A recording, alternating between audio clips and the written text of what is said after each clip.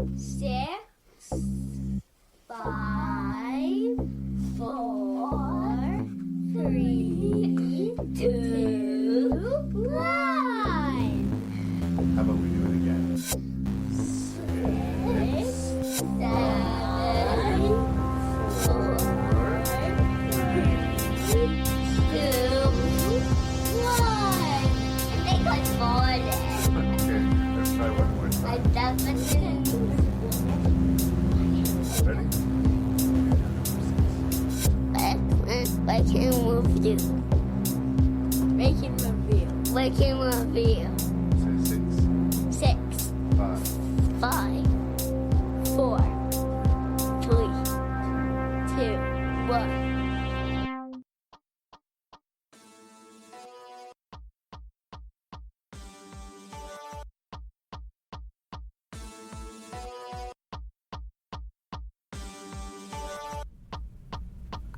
Hello and welcome to the 73rd episode of Rank and Review. There's been a lot of talk in these last few months about superheroes scrapping each other. Just recently in the theaters we've had Iron Man and Captain America going at it, as well as Batman and Superman having a round. So for this special episode of Rank and Review, we're going to look at Spiderman versus Batman. That's the 3 films by Sam Raimi on Spider-Man and the 3 films from Christopher Nolan on The Dark Knight. 2 trilogies, 2 superheroes, and they're going to fight it out. As usual, you can expect spoilers for the films discussed as well as coarse language. I do hope you enjoy the show, and I hope you have feedback to give me. You can do that by writing me at rankandreview@gmail.com. That's rankandreview@gmail.com. Also, please seek out the show on Facebook and on iTunes, and tell that other person in your life who loves films that there's this awesome podcast that's been waiting for them. I hope you enjoyed this edition of Rank and Review.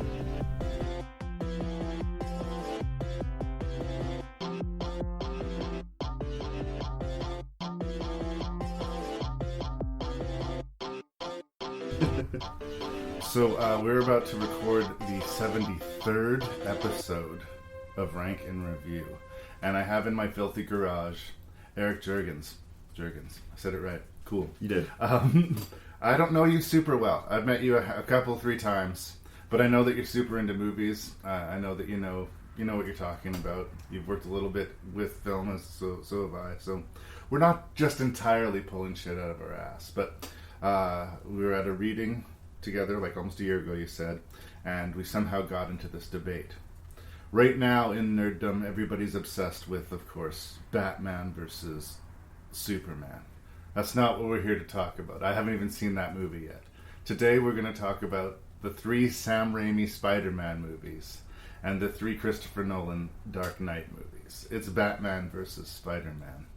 And I think I was talking a little bit of trash at the table when we were sitting there. I was being a little bit hard on some of the Nolan Batmans. More so than I maybe meant to, because I may have come off like I'm not a fan. And I am a fan of the Nolan Batman universe. But what I was hoping to do with this episode is sort of use this as sort of a launch pad to compare how DC approaches things to how Marvel approaches things as far as the film adaptations. And the pluses and minuses of both of these.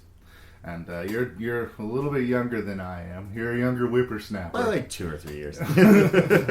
So I know that's fine. We get a younger perspective on these things. So I have a controversial position on some of these movies, so I don't suspect that we're going to agree throughout. But where do you stand, brother? Batman and Spider-Man. Well, I feel like in a fight, Spider-Man would probably win. Yeah. I inherently, honestly, like, Batman is my favorite superhero. He just has the best blend of interestingness, I guess. The thing that really always struck me about Batman, especially getting more familiar with Marvel as they've just kind of steamrolled the movie industry, is Batman feels like he fits more in with the Marvel movies than actually the DC movies. Yeah. And you were talking about how like Marvel handles things versus how DC has been handling things. I feel like, especially recently with all the movies that you haven't watched, it seems like DC specifically, in an attempt to obviously recreate the massive amount of success that the Nolan movies have had, and in also a response to Marvel raking in all the money. I feel like they've been kind of taking their lead, like not necessarily just from the comic books, but how Nolan formatted his Batman movies for better or for worse. I feel like, especially with Batman Begins, the Nolan Dark Knight trilogy is they are Nolan movies more than they're DC movies, and DC I don't know, it's kind of like the chicken or the egg situation, because I'm sure Batman also appealed to Nolan for being the kind of more dark, serious character, and so what's following what is up in the air. But it seems to me like recently your thing is that the DC movies are a little bit more self-serious. There was the famous thing when they first started doing the DC universe. They were like, no jokes. We're playing this real. They did definitely tear a page out of the Nolan Batman, right? They just wanted to essentially franchise that world. They don't have Nolan anymore. They don't have Christian Bale anymore. So they're reinventing Batman. But Batman is their wild card. But Batman is what DC really has. The people will come to Batman. Can they build a universe the way Marvel has? And the problem is they're trying to play catch-up. Marvel's several movies and like a good decade ahead of them. And they want their Avengers. And in a way, I think they're trying to get to their Avengers too soon. I think the reason the Avengers worked is that we had 6 movies leading up to the Avengers, right? Right. So, but generally speaking, yes. I think that whereas I could say Marvel might be accused of not taking themselves seriously enough, being a little more jokey, not letting death count in the Marvel Universe. How many times have people died in the Marvel Universe, but not really? I mean, every time? Like, pretty much, right? And whereas DC is the other end, no jokes, dead serious. Yeah. And when you're dealing with something as fun and enjoyable, but let's be fair, kind of ridiculous as, people dressing in costumes and fighting crime. Let's say entertaining. Yeah. But yeah, it is entertaining, and I've loved comics since I was a kid. I'm definitely a fan. We're here to talk about superhero movies. But there is something silly about them, right? Mm-hmm. And if you ask us to take it seriously, if you move a little bit to the left or right, it becomes not what was intended. And that's the dangerous tightrope that you will walk when you're playing in the Nolan universe. And that's why the controversial thing that I will argue that as much as it is hated, Spider-Man 3 is maybe not a worse movie than The Dark Knight Rises. Well, I mean, the ranking comes at the very end of the episode, but I will say that you started this off by kind of, like you said, throwing down and saying, Spider-Man 3 gets a bad rap, and I was like, nah, that's ridiculous. That's not how I remember it at all. Yeah. And having rewatched them, I think Spider-Man 3 maybe gets a little bit of a bad rap. I'm not going to say it's a great movie, and I'm not going to say that there aren't problems, but I'm going to say that Spider-Man 3 knows that it's silly in a way that The Dark Knight Rises does not. And I think that lack of perspective really makes it sort of shrill when it doesn't work in the Nolan universe. Like, when something doesn't work in the Nolan universe, it really, really lands hard, right? I would agree with that, yes. But is there anything you want to talk about to the peoples on the internets? Well, I mean, I guess me and my business partner Gray did it was at the beginning of the year. This year's going by too quickly. We did release a 2015 year in review video on YouTube that I can throw out there. Okay. I think it's like just Gray and Eric's, ERICH, 2015 video review. If you search that into YouTube, you'll find us. You'll be able to put a face to the voice. Yeah. Excellent. The 6 movies that we're going to be discussing this episode are, as discussed, Sam Raimi's Spider-Man, Spider-Man 2, and Spider-Man 3, and Christopher Nolan's Batman Begins, The Dark Knight, and The Dark Knight Rises. Let's do it. Not everyone is meant to make a difference, but for me, the choice to live an ordinary life is no longer an option.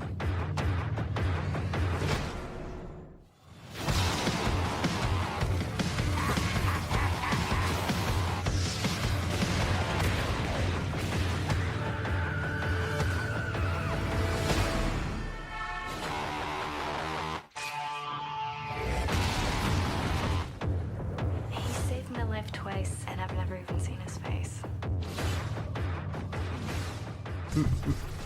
Okay, so Spider-Man. One of the first things I want to say about Spider-Man is that I think Sam Raimi was an inspired choice for a director for this, the first really huge Marvel blockbuster. This was before Marvel Studios was Marvel Studios. Spider-Man is still sort of owned and sort of sectioned out to other portions of Hollywood, but still, Spider-Man's one of the biggest Marvel titles, if not the, and Sam Raimi, a person who can make kinetic action but make it clear and make it fun, and who was genuinely a fan of Spider-Man. He had painted a picture of Spider-Man in the wall of his bedroom when he grew up. He loves the Spider-Man, and I think that you can tell. It's a weird time that we're talking about in 2002, the production being in 2000 and 2001. Computer graphics had basically taken over Hollywood, and it was at the point where it was really good, but not quite amazing yet. Yeah. Like, you were dazzled by the visuals, but not entirely fooled by it. It's like when every time in every episode when Mythbusters has the biggest explosion yet, and you feel like, oh, this is the biggest explosion I've seen on the Mythbusters, and then you look back several seasons later, and you're like, that one wasn't so big. No. You're like, I can't believe these visual effects are happening, but it only takes a few years for them to feel outdated. Even in movies I love that come around this time, the Lord of the Rings movies, some of the huge crowd shots of like over the battlefield, I realize I'm watching a cartoon at that time, and I still love the movies, but I momentarily shifted out of it. And I think that we weren't quite there yet with the web-slinging Spider-Man. It looks pretty good. It doesn't look amazing. It also really contrasts every scene. There'll be... Jurassic Park did it very well with, and that was like 4 years earlier than that. I feel like Jurassic Park is an example of blending things a lot better. Yeah. There's like maybe one scene in Jurassic Park where you're like, oh, those are all digital dinosaurs, and other than that, it kind of mixes it. Whereas in Spider-Man, I feel like there was a little bit of there's digital Spider-Man swinging, and then the guy in the suit like jumped from 3 feet, and they just cut from that. Yeah. And one of the things they have a really hard time doing still to this day is photoreal people. And Sam Raimi's ambitious filmmaker. He tries it in each of the 3 Spider-Man movies to varying degrees of success. But I am never fooled. I'm not necessarily like, oh, that takes me out of it, but I'm not fooled. This came out in 2002, and 9/11 is still very hot on people's minds. Why do I bring this up? Because Spider-Man is a very New York story. And because I get the feeling that there was stuff around the production that had to be changed. Did you ever see the original trailer for Spider-Man? I did not see the original trailer, no. I mean, I did. I don't remember what you're referring to, though. There was a sequence where you didn't really see Spider-Man, but you could tell there was some people doing bad business with a helicopter, and they were making their getaway, and all of a sudden they get stopped.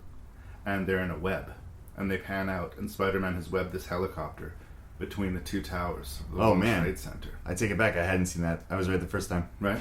So, obviously, they could not see into the future, and obviously, when September 11th happened, that was pulled. I don't even know if you could find that shit on YouTube right now. I do know that they did remove digitally the 2 towers from a lot of scenes. A lot of shots. And there's this very problematic scene, and I think at the time, it was all like, we love you, New York, and unite. But towards the very silly climax of the movie, and we will get to the plot. I'm circling around the movie, and then we can actually get into it. There's a sequence where all the New Yorkers unite to help Spider-Man fight the Green Goblin. And maybe in 2002, that was like something that the people needed as a salve to help heal America. But watching it in 2016, it seems super cheesy. Well, we'll get to, Spider-Man 2 when it comes, but I feel like even, the Sam Raimi, I think, caught on to that really quickly. It goes to the next level. Basically, we have here the origin story of Spider-Man. Tobey Maguire is an unbelievably dorky, pathetic even, relatable high school kid who is bitten by a radioactive spider and gets superpowers. And his life is complicated by the girl he loves, Mary Jane, and his best friend, Harry, whose dad is played by Willem Dafoe, will be our major villain, the Green Goblin. What do you think of Sam Raimi's Spider-Man?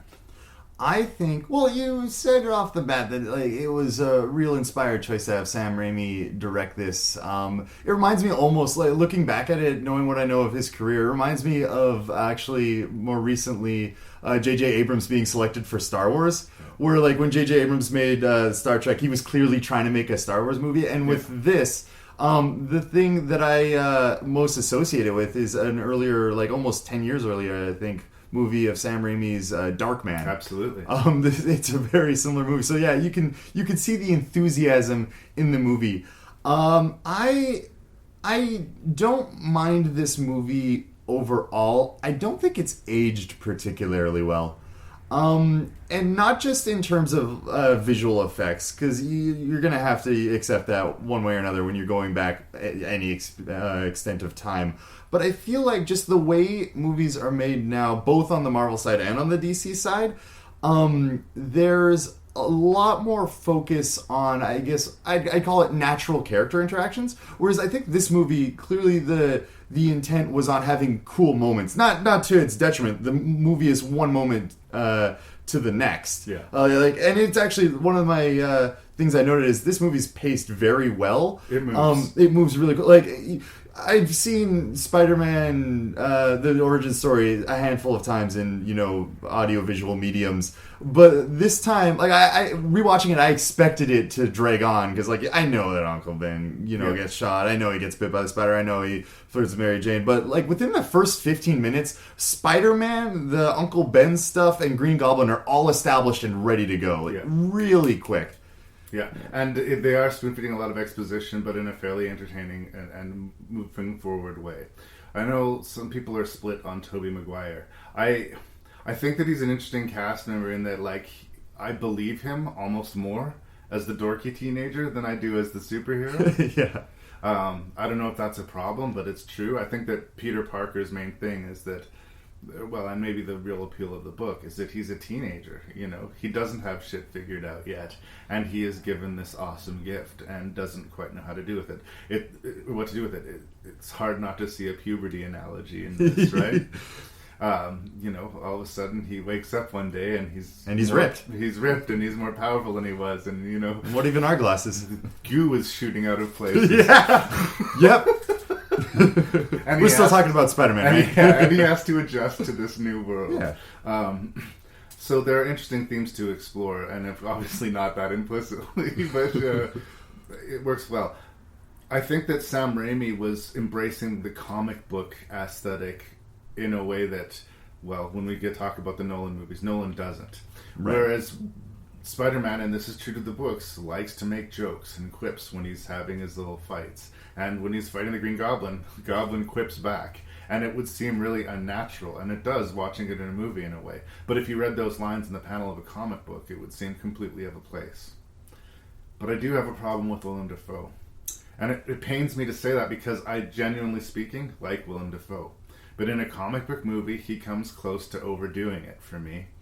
And I really hate the design of the Goblin. I really don't like that it's this like military suit that's made to look like this intimidating goblin creature. In a way, just be real, make him a goblin.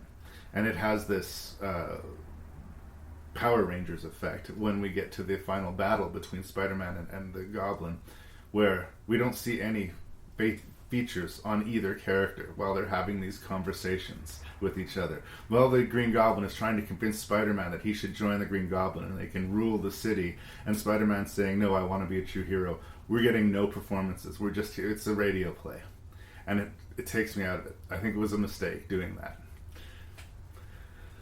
It's interesting. This is actually the first time I've seen it in high definition because I didn't see the original Spider-Man in theaters, and then I watched it on VHS. Yeah. So seeing it with like a nice plasma TV in HD, for the first time I noticed that you can actually see Willem Dafoe's mouth moving behind the mask in certain scenes. In certain and moments. I feel like they could have doubled down on that, like almost had a Batman type thing, or just cut out the like sneer on the bottom of the face and paint his mouth green. Like it would look ridiculous, but I think it would maybe give something to it.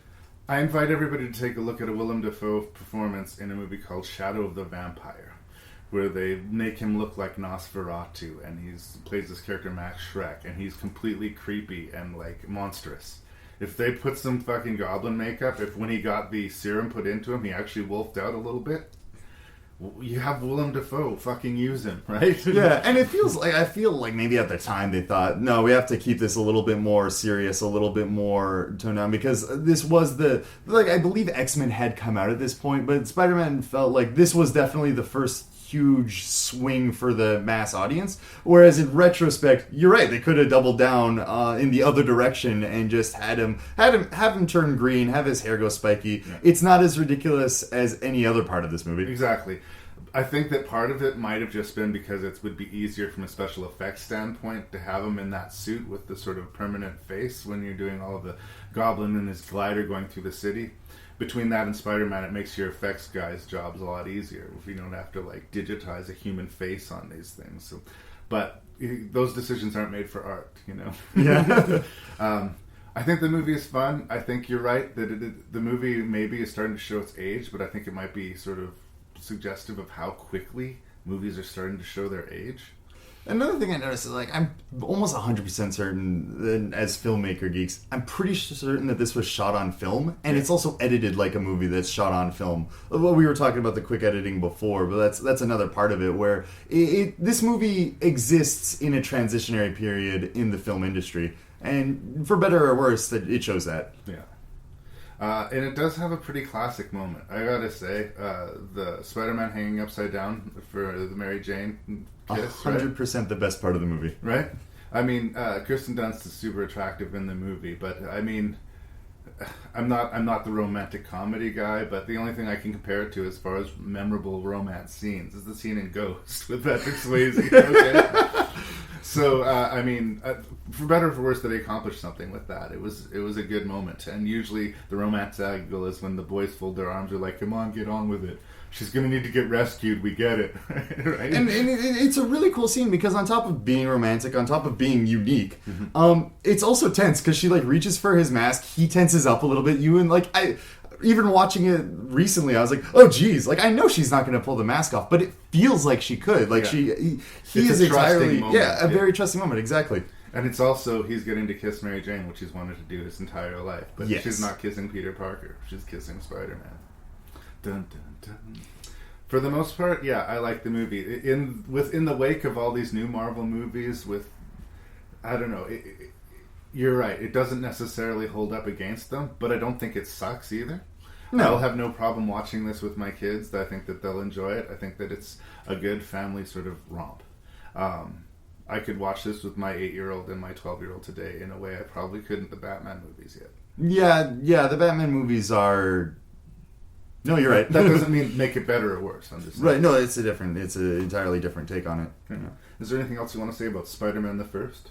No, I mean, I have, like, piles and piles of notes, but, like, I can summarize all of them in, like, the... You're here, let's do it. Okay, hold on. Let me actually, like, pull these up. It's funny, because as I got through these movies, I took less and less notes until, like, Dark Knight Rises, where I have 0.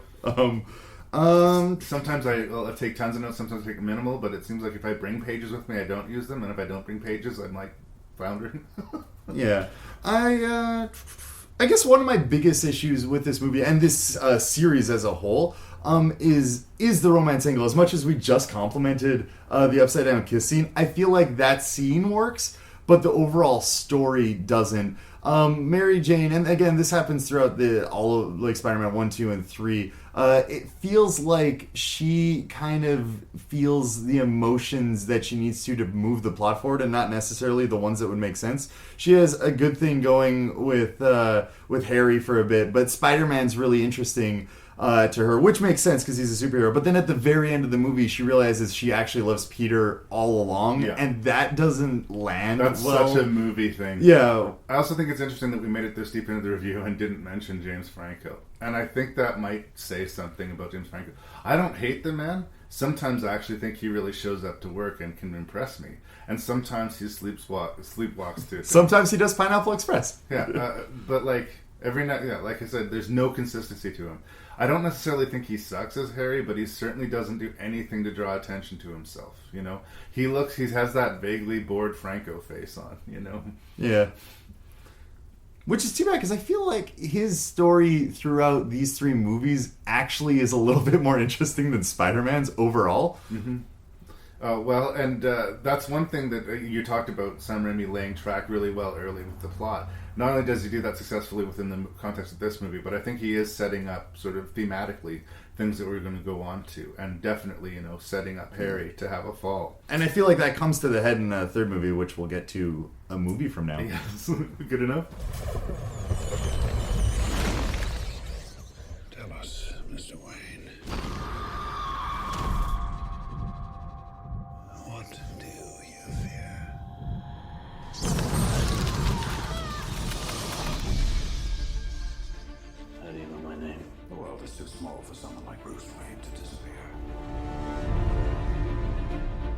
parents' death was not your fault. My parents deserve justice. I cannot let that pass. If you make yourself more than just a man, then you become something else entirely. Which is?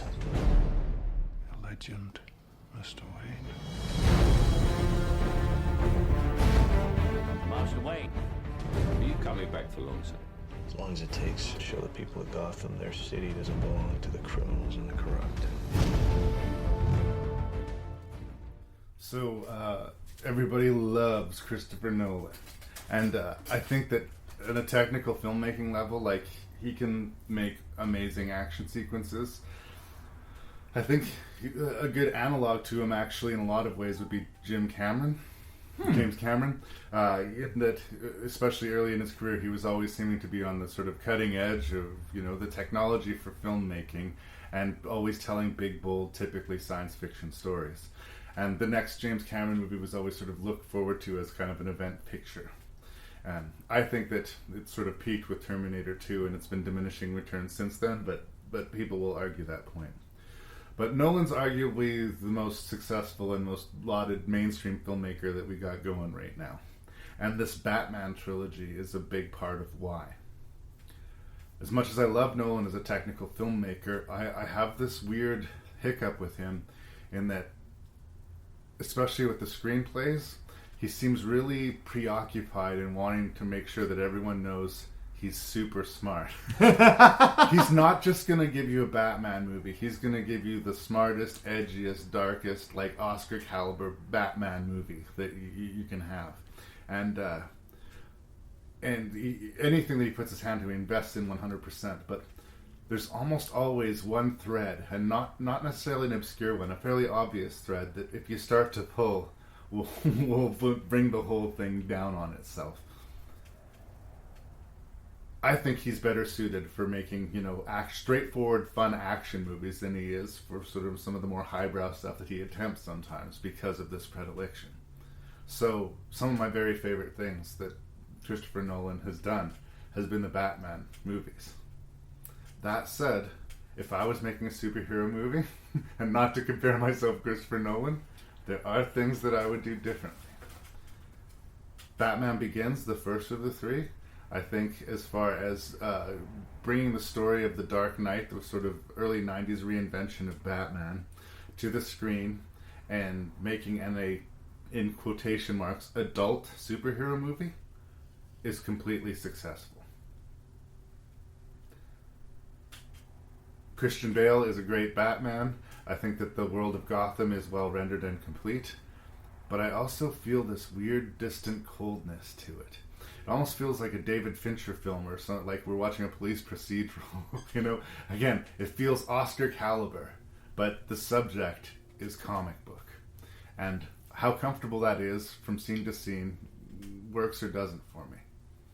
The origin story for Batman that we are treated to here is different than anything we've seen before. Yes, his parents are killed in a back alley, and yes, that sort of starts a lifelong sort of need to avenge crime and fight crime and save Gotham. But we also get the specificity of why bats. We get the specificity of, where did he get his training and why is he this almost superhuman fighter. And everything up into the point where he puts on the cape and cowl, I think works wonderfully.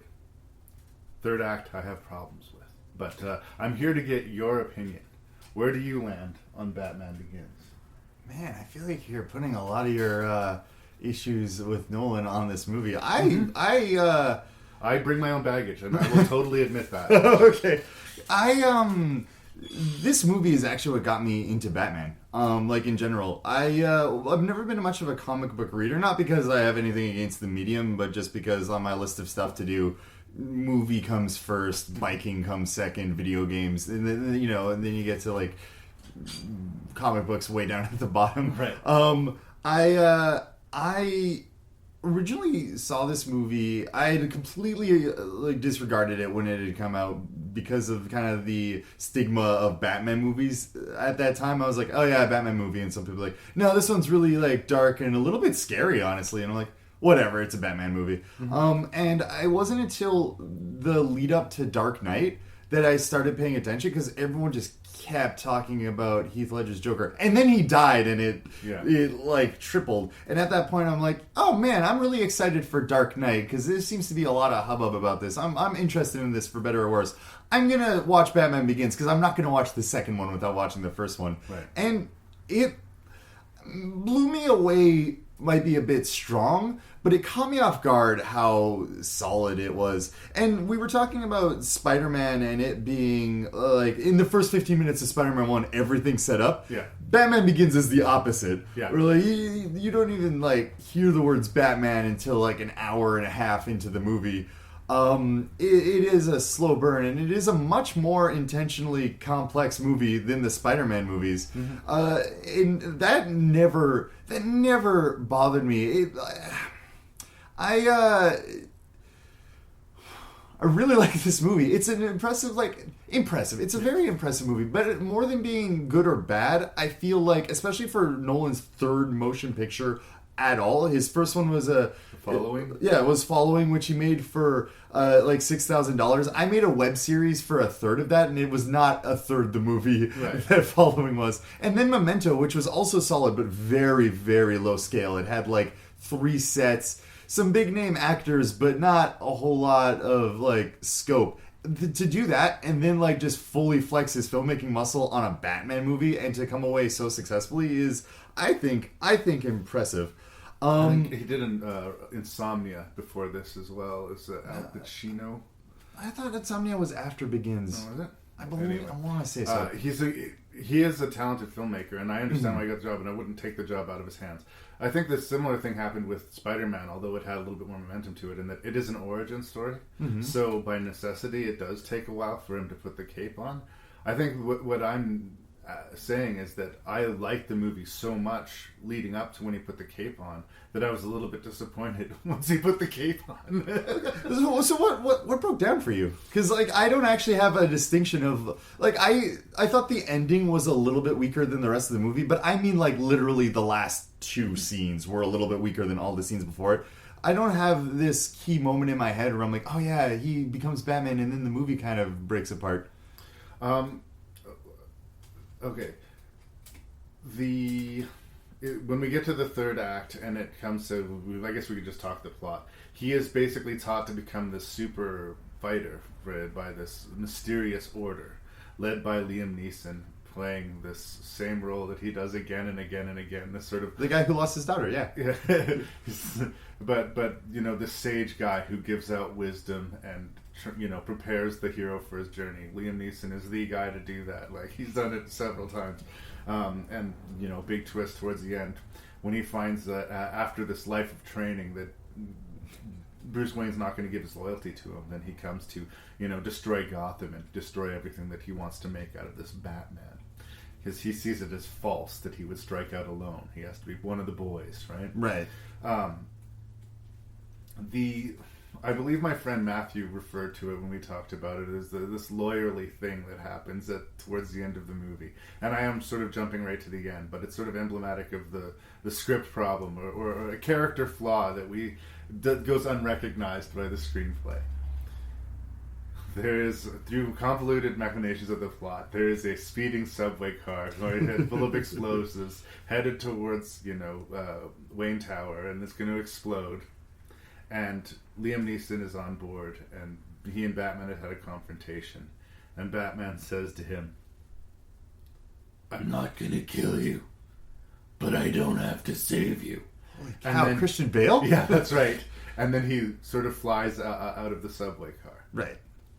You killed him. I mean, tell yourself whatever you want to go to bed at night. I feel like if you're going to be the Dark Knight, if you're going to be punishing crime, but by not acting to save him and by, setting the trap and putting him on that train, you killed him. It was a ridiculous notion. And it was ridiculously executed because for all of the, why they made a point, and in the comic book it's true too, he doesn't just want to fight criminals, he wants to terrify them. Mm-hmm. And he buys all this tech and he builds this suit and he becomes Batman. But instead of having a microphone to make his voice sound booming and scary and distorted, he talks like this. Right? it seems so obvious and such an easy fix that they don't bother to fix in 3 movies, right? So, and there's just a lot of things that the to take me out of the movie. I was with the movie, I was going with the movie, and then all of a sudden, once maybe it was because of how seriously it was taking itself. Once the costume came on, the veil started to slip a little bit. Then it sort of, no, this is silly though, right? I still like the movie. I sound really negative. This is a positive review of Batman Begins. I'm just saying that I think that the first 2/3 of the movie borders on amazing, and that last act kind of doesn't, and it sort of deflates the movie a little bit. I want to jump back a little bit. So you take issue with the voice. I do. As many people do. I have a question for you. Is it the decision of the voice, or is it literally the sound of the voice that bothers you? It becomes progressively, and we don't see a lot of it in the first movie. I think it's... I think by the second movie, people had forgotten it happened, honestly. In the second movie, we were all blown away by the Joker, right? But it's funny scenes, like when Batman is talking to Commissioner Gordon, okay? He doesn't need to do the voice. He's not trying to intimidate or scare Gordon. And I think that the two of them have an understanding. In fact, I'm fairly sure Gordon knows exactly who Batman is, right? If you watch the third one, he's very taken aback by the revelation at the very end. Why does he choose to talk like that? Because when he's talking to the chief of police. He talks like that. Have you watched these movies? Yeah, he talks like that whenever he is quote unquote Batman. There's a couple of scenes where he is like throughout the trilogy, not in the first movie, where he is in the suit and he's not using the voice. And very specifically, each one of those scenes, he's being Bruce Wayne. Like he is talking like, "Hey, I know you know me, but me as Bruce Wayne, even though I'm wearing this costume, is talking to you, other character, usually Rachel." But when he is Batman as Batman personified, he always uses the voice. Yeah. Always. And that's kind of the thing for me. It's a lot of, I always took it to mean it's a lot of, it was happening for a lot of reasons. He does it to intimidate people. He's trying to be all, kick your ass. Yeah. But he's also disguising his voice so that people are like, wait, this news clip sounds familiar. Bruce Wayne sounds just like Batman. Oh man. Like he's doing it to disguise his voice. He's doing it to intimidate. He's also doing it because he can't breathe through his nose in the costume. And they also, like, I noticed this. He doesn't have any nose holes. Yeah. His nose is just plugged up in all of the movies. Wow. I'm not sure why they chose to do that, but that's part of it. There's certain obstacles you have to work with. Like, apparently, Michael Keaton in the first Batman movie could barely move his neck to left and right. Like, you almost have to pivot his whole body. They never fixed that until Dark Knight. Yeah. I don't know. It just seemed like an easy fix. When you read the Dark Knight comic books, when he was Batman, the text was in big, bold, dripping black letters. Like, it was the most terrifying sound ever. And I don't know what exactly that would translate to, but I don't think it was this. Again, it seems like a small thing, but it becomes an increasingly big thing as the movies progress for me. It's really interesting. I find this such a hard point to talk about because, it never, before I was even a fan of the movies, it never pulled me out, and I have a hard time kind of, relating to people like you that are thrown off by it. It seemed like. It just never bothered me. It didn't strike me as a great decision. It didn't strike me as a bad decision. It was just like, oh, that's a decision. This Batman has a tank as a car and he talks like this. Yeah. That's just how he is. Well, I haven't seen the new Batman versus Superman, but apparently they did correct that in the new Batman versus Superman. His voice is augmented. You're saying correct, but again, like for me, it never pulled me out, and it definitely wasn't even as a thing because I notice it now because people talk about it so much. But even as a thing I'm paying attention to, I still don't feel like it diminishes the scenes where it happens. Most of the time when he's in the cape, he's fighting and doing business. So, especially in this first movie, because we get for a movie called Batman Begins, there's not a whole lot of Batman in it. We have already in the first Batman movie too a little bit of a villain surplus. Tom Wilkinson, who's a British actor, plays this way over the top gangster, and I love him as he's Falcone in this one, right? Yeah. And Cillian Murphy plays the Scarecrow. Dr. Crane, and There's a really great potential there. I love how they handled the mask. I think it's time for me to show you the mask. And I love that, they say that he sprays chemicals that cause people to hallucinate and go crazy. Yeah. But we see Scarecrow in all three, I believe, of the Batman movies. He is in 100% of the Nolan Batman movies. But he's never fully realized. He's always just on the edge of it. And I feel like that kind of disappointment is like, I almost wanted him to be the villain. Well, it's funny you say that coming off the back of Spider-Man 3 where like too many villains, there were, too many distractions. And this is getting back to, I think, Nolan as a filmmaker. And this is very apparent in all of the movies.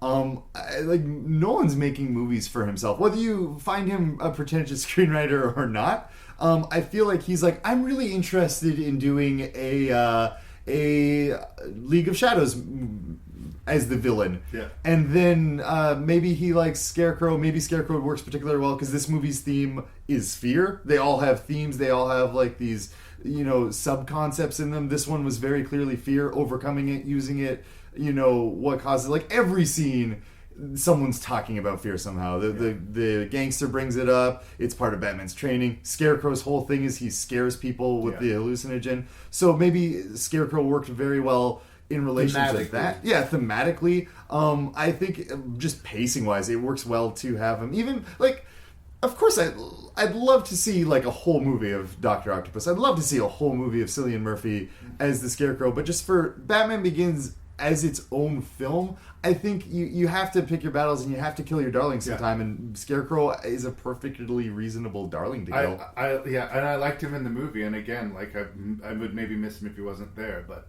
because in the end he was used so little, I'm not quite sure why we spent so much time Batman never even defeats him. Rachel does with the taser. Yeah, Katie Holmes is playing Rachel in this version. Which we were talking about Kristen Dunst, or I was talking very much about Kristen Dunst and how she didn't land as a girlfriend for me. Katie Holmes is on the way other end of the spectrum as Rachel. Like, she's her own person. Mm-hmm. I understand. Like, even we have like 2 scenes of them together. One as kids, one as like just hanging out before a hearing, and that was enough for me to establish why Bruce would have a crush on her, why she might reciprocate but might not. I really liked her. I felt like they were bonded since they were kids, whereas with Peter Parker and MJ, it was like they were neighbors and they went to school he bonded together. To her, but he was basically this next door neighbor creeper, is how I felt about it. I felt more history between the two of them. Yeah, it's weird because when we're talking about these Batman versus Superman, or Spider-Man, pardon me, the Spider-Man movies are so goofy to almost edge on stupid, and the Batman movies are so serious as to edge on pretentious. Yes. And it's interesting how far apart they are. Yeah. They're both comic book movies, they're both superhero movies, but they're both completely different movies. Yeah. Again, I'm going to try and course correct here because I'm sounding really negative about the movie. It's very entertaining. It's got great action set pieces. Tom Wilkinson comes closest to overplaying it, but I'm amused by it because, he's a sort of refined British actor playing this way over the top New York gangster. Well, yeah, one thing in Nolan's movies, and I notice it the most in the Batman movies, but he has this thing where, despite having a reputation for super seriousness, he usually, it's almost like a Grand Theft Auto game, where the main characters are the most serious and the most, like, we'll say, paragraphs upon paragraphs of exposition. And then, like, the secondary characters are a little bit more casual, but any character that basically doesn't have a name is almost straight up campy. Yeah. Like, they'll crack jokes, they'll do things like, like at the very beginning of the movie, the guy in the prison that Bruce Wayne finds himself in, he's like, "You're in hell, and I'm the devil." And Batman's like, "Oh, yeah?" Yeah. I gotta give props to Christian Bale, too. Like, I sound like I'm being hard on him for the voice. I don't know if that was his decision or Nolan's decision. Again, it's a decision that rubs me the wrong way, but I will live with it. It doesn't sink the ship or anything for me. But his physical transformation from the Machinist to Batman is unbe-fucking-lievable. I thought he was all buffed up for this ridiculous Reign of Fire movie. Then he went to this emaciated, ridiculous, dangerously skinny guy for the Machinist. And then he poured all the pounds back on of pure muscle to play Batman. And he may be like Nolan, I suspect, could probably be one of these people who's guilty of taking himself maybe a little bit too seriously. But I have respect for him as an actor. And wearing the Batman uniform, it's weird because to a certain respect, it stops being about you. Once you're in the Batman outfit, you're Right. Batman. Yeah. Right?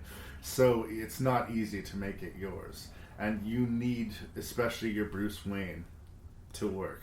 And Bruce Wayne works. I think he's a fantastic Bruce Wayne, and I do think Bruce these Wayne movies arguably works better than Batman. Well, I would say these movies are more about Bruce Wayne than they are about Batman. Which helps. Yes. Yeah. And that's all, again, Nolan trying to keep this as real world as possible. So it's when it gets to, the action figures smashing into each other that it's harder and harder to make it real world. You can't do the Green Goblin wearing the mask, flying and throwing pumpkin grenades at people because that doesn't work in Nolan's universe. Right. So, it's like Sam Raimi sort of bent film to make it accommodate comics. Yes. And Nolan's sort of the other end of it. He's bending comics to accommodate his film. And they're both perfectly reasonable tracks to take. So I do like Batman Begins. But again, it's that thing because it takes itself so seriously. When it veers to the left or right, the discordance sort of sounds louder to me. I believe there's a hero in all of us. Gives us strength, makes us noble. Even though sometimes we have to give up the thing we want the most. Barker! Where you been? Looking for you all morning. You're late. Always late! You're fired. Look at you, Peter. Your grades have been declining. You always appear exhausted. I know, I'm trying. So where you been, pal? You don't return my calls. I've been kind of busy. Taking pictures of your friend. Spider-Man killed my father. No matter what I do, Do you love me or not? no matter how hard I try, I want Spider-Man dead. it's the ones I love who will always be the ones who pay. I can't keep thinking about you. I'm getting married. I want a life of my own. I'm Spider-Man. No more. So I think that when we talk about Spider-Man 2, it's another case, and it will echo in the Nolan Batman movies, where the sequel takes everything that was working in the first movie and makes it better. I think that it's easily the best of the 3 Spider-Man movies. Easily, yes. And I think that a lot of the reason why is the choice of the villain, Doc Ock, and the actor playing him, Alfred Molina, and him being sort of a tragic figure. We are on the same page so far. Yeah. And that they've moved forward. 2 years, even just 2 years later, the effects are better enough that I'm not as distracted by them. And we don't need to wait for Tobey Maguire to become Spider-Man. From frame 1 of the movie, we have our Spider-Man. I think that it could be considered weird, and I watched all 3 of them very quickly together. So, again, we see Tobey Maguire's character, Peter Parker, just getting fucking beaten by life for the first half an hour of this movie. And it really is like, damn it, it's kind of painful to watch to a certain degree, but they're going to pay it off with a big win for him by the end of the movie, right? And I guess the closest thing I can say to a complaint is that I actually did get distracted and sort of put off by the amount of shit that gets dumped on Peter in this movie. It's just like, here's another scene where Peter eats shit, right? But yeah, the villain is so much better. And the animated of the tentacles, the fact that they seem to have the octopus arms, the mechanical arms, have their own sort of sentience. And there's a war of wills between this, mad scientist and these powerful arms. That was the thing that I really liked about Dr. Octopus in this movie, especially compared to Green Goblin in the movie before, is that I feel like it sets up that these arms are bringing out the darker side in Otto Octavius. But I also get the sense that given complete power, he would still follow a very similar path. I think maybe not as quickly, but if he set his mind to something, at least the way he is in the beginning of the movie, he probably would maybe rob a bank or, set up stuff without needing to be influenced by it. And so that I feel like that makes it doubly interesting when he needs to go against that kind of stuff a little bit later on. Yeah. It feels like a character arc, I guess is what I'm trying to say. He's a character who's not used to being wrong or failure. Yes. And he has a spectacular failure. a spectacular failure that costs him his sort of physicality and his mind and his wife's life. Right. And so, you know, he wants redemption. He wants to make this all worth something. But he's also, but like, unlike the Green Goblin, he's not just crazy for crazy's sake or a bad guy for bad guy's sake, which I think makes him, first of all, more interesting, but also more dangerous because it's harder to get a beat on someone who's not just like a one note, you know, angry or resentful person, you know? Yeah. There are weird sort of counterintuitive things to the screenplay. We're supposed to believe that Kristen Dunst is a not super successful actress at this point, and yet her picture is on posters throughout the city. Yeah. If you're on advertisements that many places in New York, in Broadway, yeah, you're doing okay. Yeah. Right? And just generally speaking, I mean, I know we're going to build up to her reveal that this is, you know, she's going to find out who Peter is and why he's been holding her at arm's length. But it goes from her being kind of annoyed with him to being outright hostile towards Peter. It kind of makes Mary Jane a little less likable at times. And there's also, jumping threads a little bit, I wrote it off when I watched it this time as part of the madness with Octavius and the tentacle, you know, making him not see things clearly. Mm-hmm. But there's a plot point where he needs to talk to Peter Parker because Peter Parker knows how to get pictures of Spider-Man. Yeah. So he wants to steal Peter Parker's girlfriend if necessary to do what it takes to get Spider-Man trapped. The first thing he does is throw a car at them. Right? Like a full car smashes through the window of the restaurant where they're having coffee. And if he didn't have the spider sense, if he didn't have lightning reflexes, they're both dead. Even with those lightning reflexes, they barely missed it. Just. So, like... Maybe the plan was to just squish them and wait for Spider-Man to come. Yeah, then Spider-Man will come to avenge the death yeah, of his exactly. friend. Like, at the time it first happened, especially when I saw it in the theater, you didn't even really think about it because what a cool, awesome special effects sequence. Right. But there's a few logic gaps in the movie.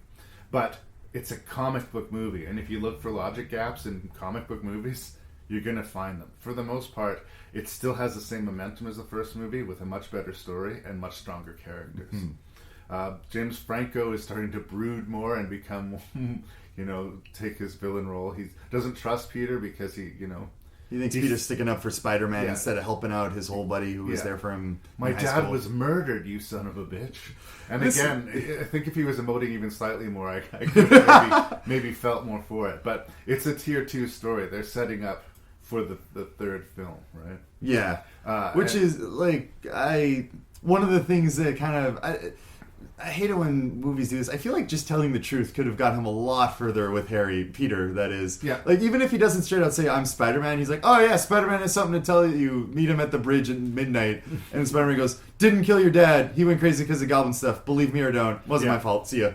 Well, it's the sort of classic sitcom frustration. Yeah. I remember when I was a kid, I'd come home from school, there would be reruns of this old 70s show, Three's Company.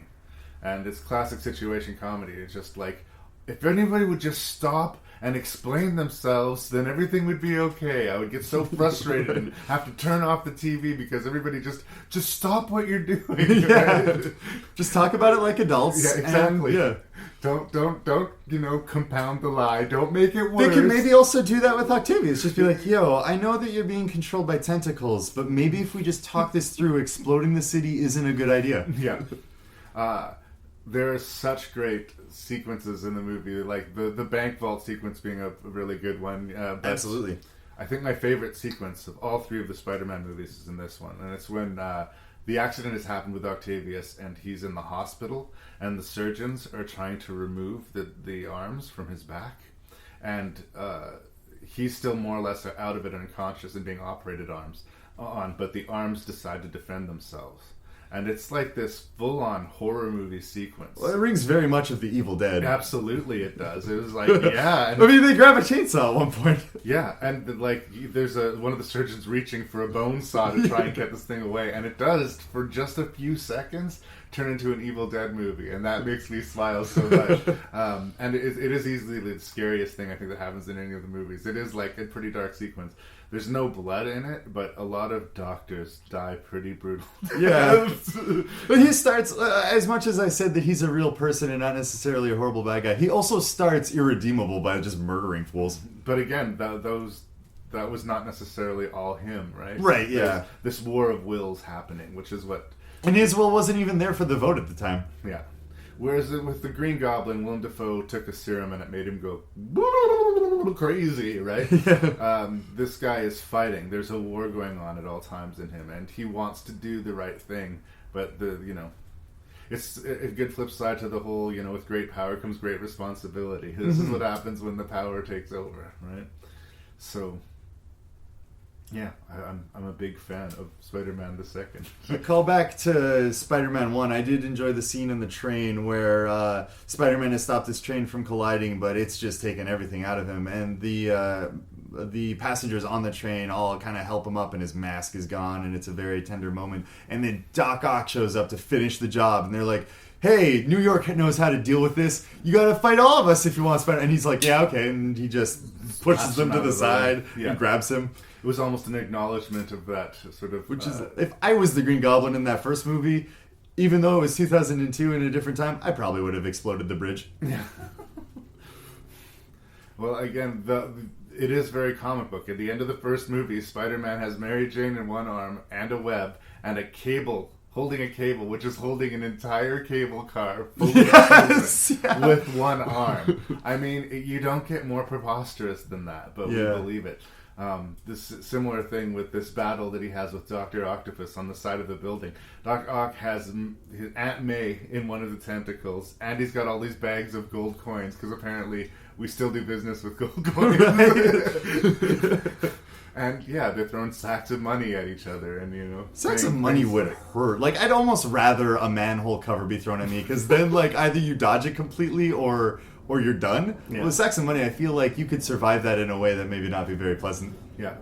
I think that this is the most, where it works perfectly in the sort of Raimi Spider-Man universe. It is completely a comic book, but it is completely fun and enjoyable. And it's preposterous, but you get enveloped in it, and you just go with it and you love it. Mm-hmm. Are you being asked to take it seriously? Yeah, it's enough to a point that you can, care about the stakes.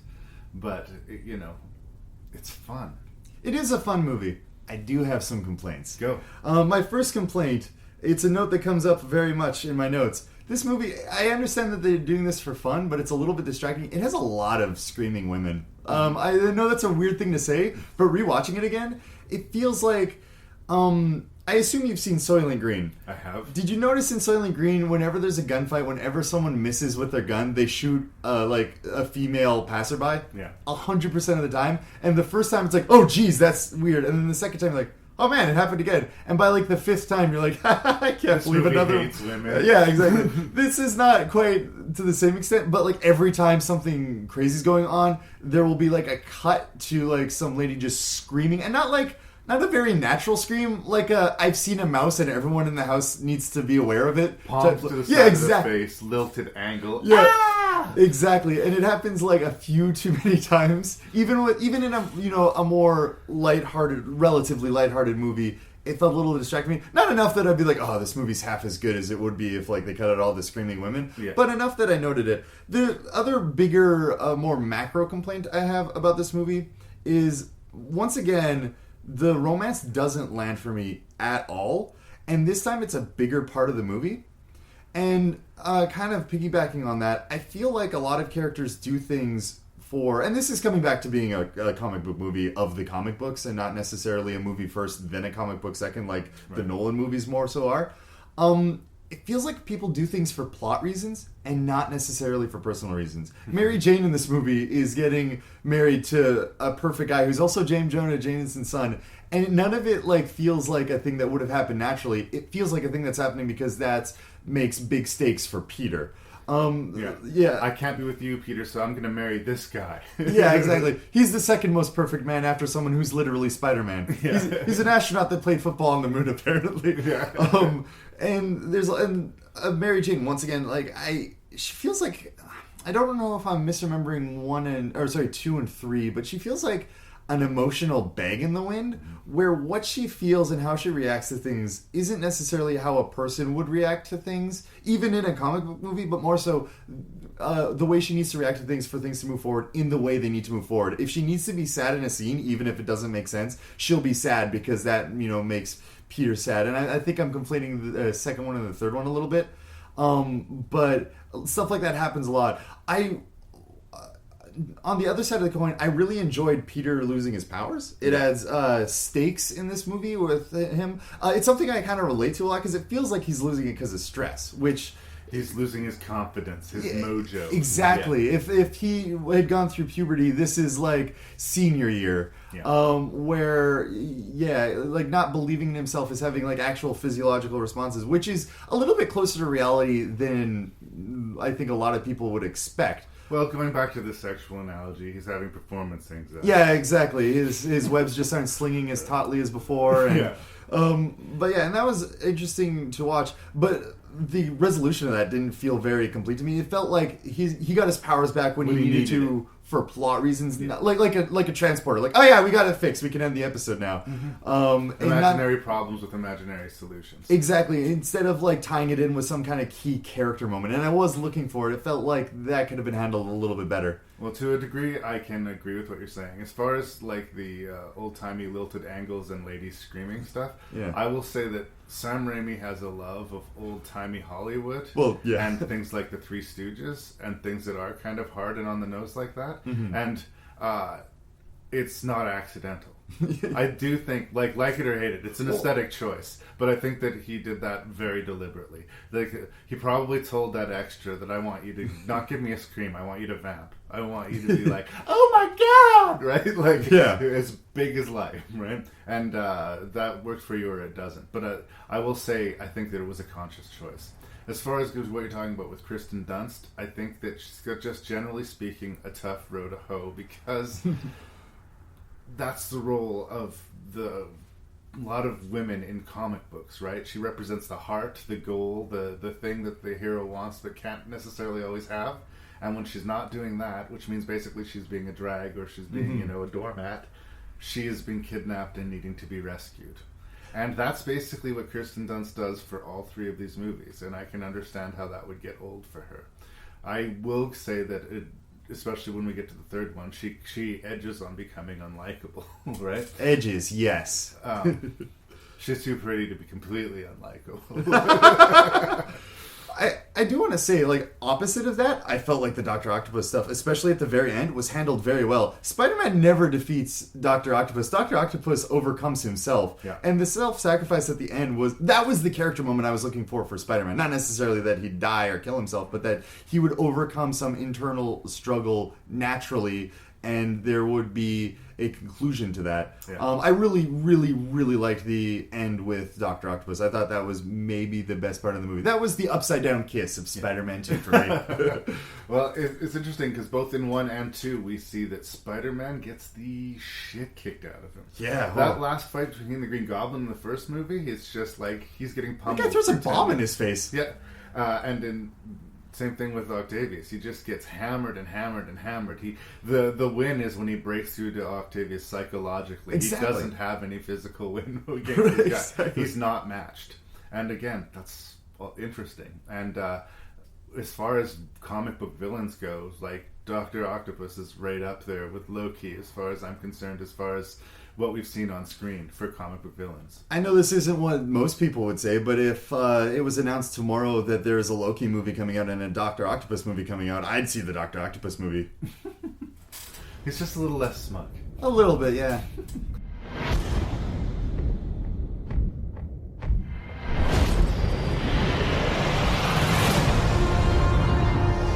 Where do we begin? A year ago, these cops and lawyers wouldn't dare cross any of you. I mean, what happened? So what are you proposing? It's simple. Kill the Batman.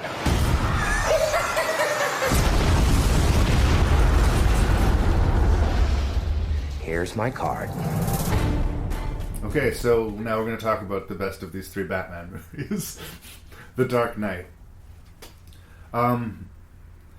The closest sort of ancillary that I can see to this as far as the style of the movie is a Michael Mann picture called Heat. You know Heat? Oh, I know Heat. Al Pacino and Bob De Niro sort of coming at it. You have two people with very different worldviews who we spend almost equal time sort of getting to know, that's going to lead to this major confrontation. And they come away from the confrontation having changed each other, blah, blah, blah. That and the sort of Michael Mann aesthetic, that opening bank heist sequence could have been a deleted scene from Heat to me. And I say that as a complete compliment, by the way. Oh, yeah, no. I had the note that it could have been its own, not its own movie, but its own short film. And in fact, pretty much is. If like something tragic, I mean, I guess more tragic than Heath Ledger dying, happened, and they're like, oh, this Dark Knight movie just isn't going to happen anymore. Turns out that all the Batman stock just plummeted, and that's it. But we have this one scene. I think that scene is justifiable in and of itself. Yeah. Well, it's great, and it's a great introductionary scene for the Joker. And I remember watching it in the theater and knowing right away, okay, this is going to be a better movie than the Batman Begins, which was a movie that I liked, because I keep on I feel like I'm overcorrecting for it. But I knew right away because it was a little bit more comic book right away. The Joker killed all of his henchmen. The Joker had all of his henchmen kill themselves. Yeah, kill each other. And the last guy picks up on it and he still gets screwed over. But there's fun to that sequence. It's just... There's fun in that sequence that was a little bit missing in Batman Begins for me. And the Joker, as much as he's sinister and evil, and we'll get into this, Michael Caine, sort of Nolan's good luck charm, refers to him as an agent of chaos. I don't know that works entirely, but we can talk about that. But what the Joker brings to the movie is this weird energy that we're not sure that the walls are going to, stay the same. That the reality of the universe can shift a little more than it seemed it could in Batman Begins, and I found that welcoming. The Joker set the stage, and I feel like is still establishing how to do quote unquote crazy in movies and games and media. Jesus Christ, what a performance. What a character, what a performance. It really sets up this thing of a character that's unpredictable, but has a consistent internal logic. Like, everything the Joker does, you go, that's a Joker type thing to do. But you couldn't sit down and go, this is what the Joker will do next. You can say, Luke Skywalker's definitely going to go save his friends on Cloud City, but you don't go, yeah, Joker's for sure, this is his deal. For me, the Joker is a hard one to define, and maybe that's sort of what Nolan was going for, that, in fact, every time he tells us the origin of his scars, it's a different lie. Who knows where the scars came from? Right. It would have been a really daunting thing, and Heath Ledger was not the obvious pick for the Joker. The movie was going to be huge no matter who you cast, but Jack Nicholson was the last dude to play the Joker. And until Heath Ledger turned around, everyone thought that was as good as the Joker could get. Even though Mark Hamill was a pretty good Joker at the time, Mark Hamill's a good animated Joker, I agree too, but they're big shoes to fill, both from the character and from the fact that the last dude who did it was Jack Nicholson. Mm-hmm. And, Heath Ledger maybe could be compared to Nicholson now, even though his career was sadly cut short, was not Nicholson when he got cast for this role. A lot of people were like... He wasn't cast to be Nicholson. Yeah. No, they weren't trying to, but it's just but that's all the names that you would expect. Who are they going to cast the Joker? People would have been like, probably Robin Williams, that makes sense, or something like that. It's just not the first name that you would go to. Right. And I'm so glad that they went to Heath Ledger. And I don't think he won the Academy Award just because it was posthumous and it was a tribute to him. No. I think he would have won the Academy Award regardless. I remember, it was so one-sided that I remember during those Oscars there was manufactured controversy. People were trying to be like, maybe Robert Downey Jr. is going to get it because of Tropic Thunder. That was a good performance too, just to show you how little competition he had for that. If they have a complaint about The Dark Knight, it's that Heath Ledger's performance might just eat the movie.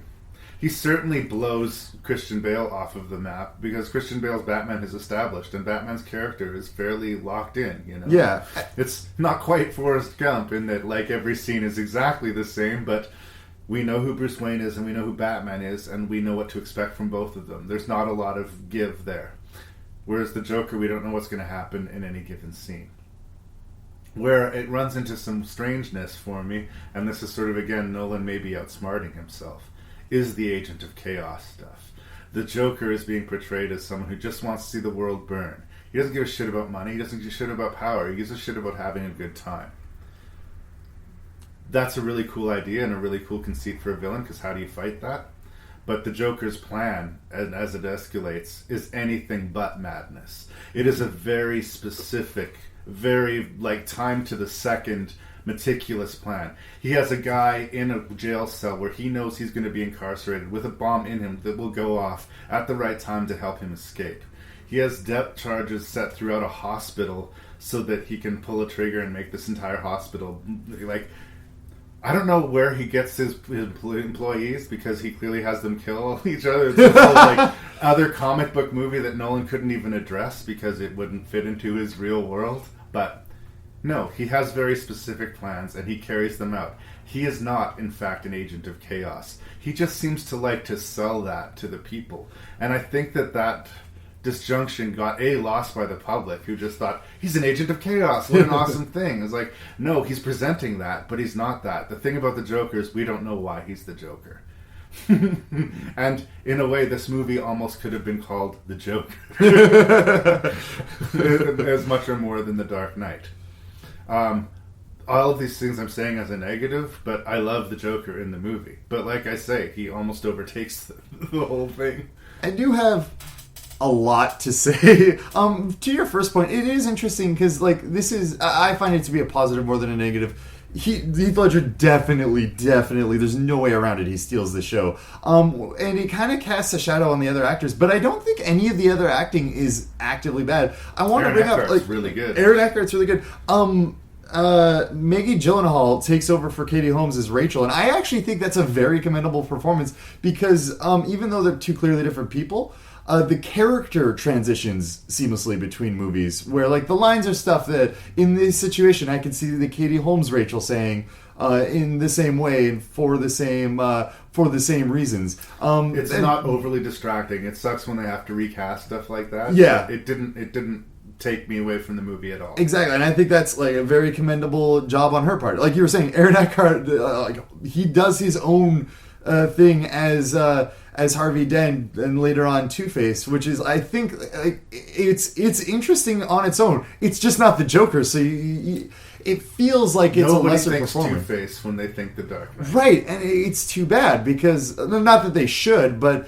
it's not, these aren't bad performances. You just, like, how do you hold attention like Heath Ledger doing his Tom Waits thing over here? Yeah. Towards the point of him being an agent of chaos, but not really. It was interesting rewatching this movie. He gets more and more confident in himself and relaxed as his plan progresses. So it's very clear, even from the very beginning, he does actually have a plan, despite him saying that he doesn't. There's a scene, a very famous scene, where he walks in on mobsters having a discussion about Commissioner Gordon, who's not the commissioner yet, I guess, going in on all of their funds. He kind of drops in on this, and he, like, does the magic trick with the pencil, right. Which I'm glad I got in this podcast, because you can't talk about Dark Knight without having that exact moment. But if you, like, watching the scene, it's fascinating because he's not sure of himself, not the same way he is when he's in the interrogation room with Batman, where, like, things have pretty much, like, played out. The parts that could have gone really wrong haven't. Yeah. He's with these mobsters. They're not taking him as seriously as he wanted to on at the first thing. He's, like, a little nervous. He's stuttering. He's, like, backtracking. They keep calling him a freak and stuff, which he should have expected, but it's clearly getting under his skin. It's just a lot of characterization in that scene.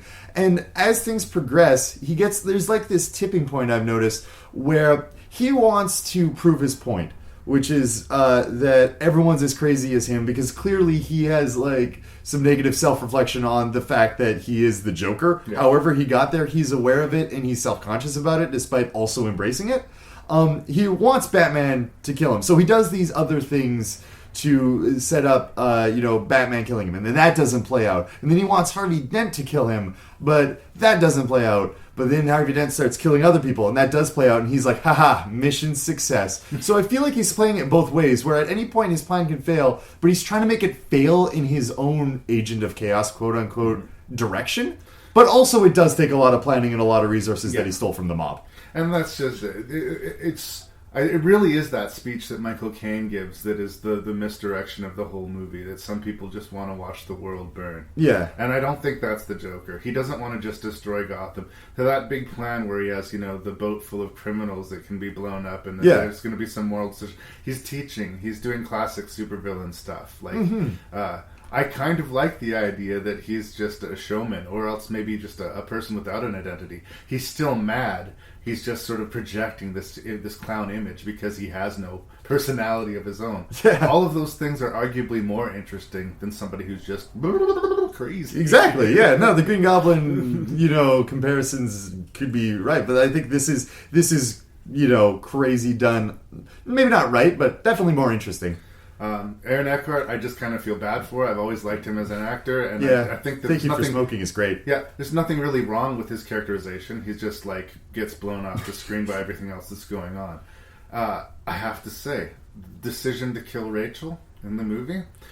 It wasn't necessarily that I was surprised that she got killed, but how she got killed. It was it wasn't a particularly, glorious moment for her. She didn't get to spit in the villain's face. She didn't even get to finish her sentence. And Batman wasn't there to see it happen, It felt like the movie didn't expect her to die. Yeah. I thought that was really good. I did not see that moment coming. And that's also a very pivotal moment in... Like Game of Thrones is really prevalent now, and everyone's just kind of waiting for main characters to die. But at the time, it caught everyone... Although I guess Game of Thrones... No, Game of Thrones wasn't going on then. Anyways, it caught everyone off guard. I remember watching it with a friend for the first time after it had come out on video, and that scene played out where, it explodes and she dies, and he's like... Huh. And then he waited for a moment. He's like, wait, how dead is she? And I'm like, entirely. And he's like, when's she coming back? And she's not. That's it. And if we were watching the Sam Raimi Spider-Man movie and there was Kristen Dunst and there was an explosion, I would not for a second believe that she was dead. There would be a scene where she comes stumbling out of the rubble, or we see her wake up. Or Spider-Man swings out, you hear a psst of the web, and they get out in the nick of time. You'll take it to the extreme of the Superman of the 70s, where he will literally make the world spin backwards and reverse time to save Lois Lane. None of that should happen. One of the benefits of taking the Nolan course and making it as real as possible is that death counts. Stakes are for real. When Maggie Gyllenhaal gets blown up, that's it. She's not in the next reel. She's out of it. And her death has serious repercussions for a lot of the characters in the movie. And I'm it's a win for the movie. It was a good ballsy choice that paid off. Oh yeah.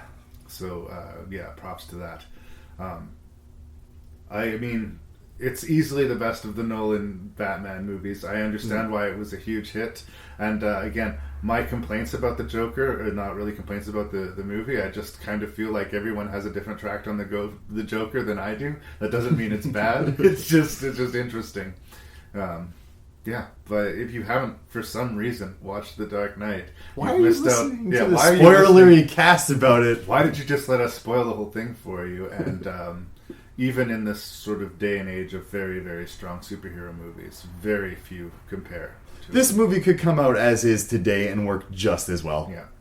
It is the Nolan universe in its most perfect form. I'm going to ask MJ to marry me. A man has to put his wife before himself. Can you do that, Peter? Yeah, I think I can. We have some new information. This is your uncle's actual killer. We lost his trail 2 days ago.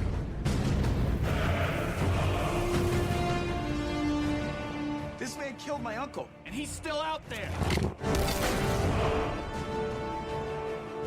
Everybody needs help sometimes, Peter. Even Spider-Man. Revenge is like a poison. It can take us over. And before you know it, it can turn you into something ugly. The suit. Where'd this come from? The power. Feels good. You lose yourself to it. Here comes Spider-Man 3. You see the way, you could just tell by my voice that my heart is just broken? You've already lost the will to do this fight? Well, here's the thing. I love Sam Raimi, and I might be a little bit biased towards this, but I don't think that the problems with Spider-Man 3 are entirely his fault. I want to say, like I said at the beginning of this all started with you kind of throwing down and saying Spider-Man 3 really isn't as bad as everyone remembers it. Mm-hmm. And after rewatching it, I agree. Yeah. Yeah. It's got its problems. And it's 100%. maybe not what you could honestly call good, but it's not it's not like completely a write-off, I don't think. I understand why people were disappointed, and I am one of those people who was disappointed, but it's a different animal. He spent all this time setting up James Franco, to be the villain in this next movie. And Sam Raimi's favorite villain was the Sandman, and the Sandman was going to be it. But the powers that be had taken the pulse of nerd culture, and nerd culture wanted Venom. So they said, give us Venom. And Sam Raimi said, Venom needs to be his own movie. And they said, give us Venom. Give us Venom or there won't be an own movie. On top of this, Kirsten Dunst had made it clear that this was going to be her last Spider-Man movie. So they decide that they're going to add Gwen Stacy. Gwen Stacy. They really changed it up. And then on top of that, if you're going to set up Venom, we have Topher Grace playing a rival to Peter Parker. So you have this sort of compiling of characters, some of which are necessary to the story, some of which aren't. On top of, reconciling his relationship with Mary Jane and getting the black suit symbiote, freeing himself from that, setting up the Sandman, fighting Harry, there is way too much fucking plot to fit in this 2-hour and 20-minute movie. And enough cuts were made out of every one of the single plot lines that none of them work entirely of themselves. That's the bigger problem for me. Is it's not just that there's too many plots, but that they're not very harmonious. Yeah, and each one of them, I would argue, have moments that I think do work, but together it's just this loud mess of a movie, and it's hard to deny that it's not a loud mess of a movie. But I do think it's still a watchable mess. I don't think, for the comic book fans who want to watch a Spider-Man movie and who want to see Venom on screen, they're going to get that. It's just not going to be the awesome thing that they want it to be. Obviously, it's the least of the Spider-Man Raimi movies. I'm not going to make that argument. And yes, there are problems. Emo Peter Parker, I can't remember who pointed this out, but it's so fucking true. Emo Peter Parker looks like Katie Lang. I don't know who that is. Look up Katie Lang's music video for Constant Craving. Okay. And people who know who Katie Lang is are laughing right now. But it's true. And again, in these decisions, I see how these things could work. I see how Venom, could be good of its own storyline. I've always loved in the comic books, he wore the black suit for a long time. It was a long overarching story. And I love the look of the black Spider-Man and how it slowly makes Spider-Man become more like Batman. It sort of appeals to his aggression. But again, it needed more time on it. I love how they handle the origin of the Sandman in this movie. When we first see him lifting out of the sand and becoming, the supervillain and realizing what's happened to him, it's a very strong moment. Yeah. But again, putting all those 3 scenes back to back to back, isolated by themselves, good scenes, together, nonsense. So that's what my review is going to be an echo chamber of. There's moments throughout this film that are really good, but it's not a good movie. Where do you land? Well, before we get into the least of the Spider-Man movies, we were mentioning this over the break. Let's talk about the most of the Spider-Man movies, which we haven't in the first second one. J. Jonah Jameson. J.K. Simmons, baby. Oh man, this movie is his tempo. This is such a... I can't believe we didn't mention it before, because he's such an impactful... we're talking about these movies being cartoonish and more like comic book movies. He's the most cartoonish out of all of them. He's not wearing a costume. He's not a superhero or a supervillain, but he is an absolute cartoon, and I fucking love it. Oh, he's just so much fun to watch. It's like he's in this sort of His Girl Friday, wisecracking, 1930s comedy at all times in his head. You're fired. Wait, I need coffee. Get me coffee, then you're fired. Yeah, exactly. But he's always talking about it. He's always got another singer right behind the door. Right? Yeah. We'll give him 54. Just constantly. He only has a very small supporting role in all 3 of the movies, but he's a very welcome presence. And like you said, the fact that we've made it 3 movies in without mentioning him, criminal, shame on us. I'm glad that we have fixed it. And yes, he is still present here, and the J. Jonah Jameson scenes, as a rule, work. Absolutely. Maybe they're the best parts of this movie. I can't think of it. Yeah, so I guess on my end of things, I'm still not digging the Mary Jane Peter relationship. It's still not landing for me. I still feel like their relationship is plot driven and not interpersonal driven, and that is, really damaging this far into a story, talking like the first movie to the third movie. Peter wants to propose to Mary Jane, not because it seems to make sense for them at all, but because that adds artificial stakes.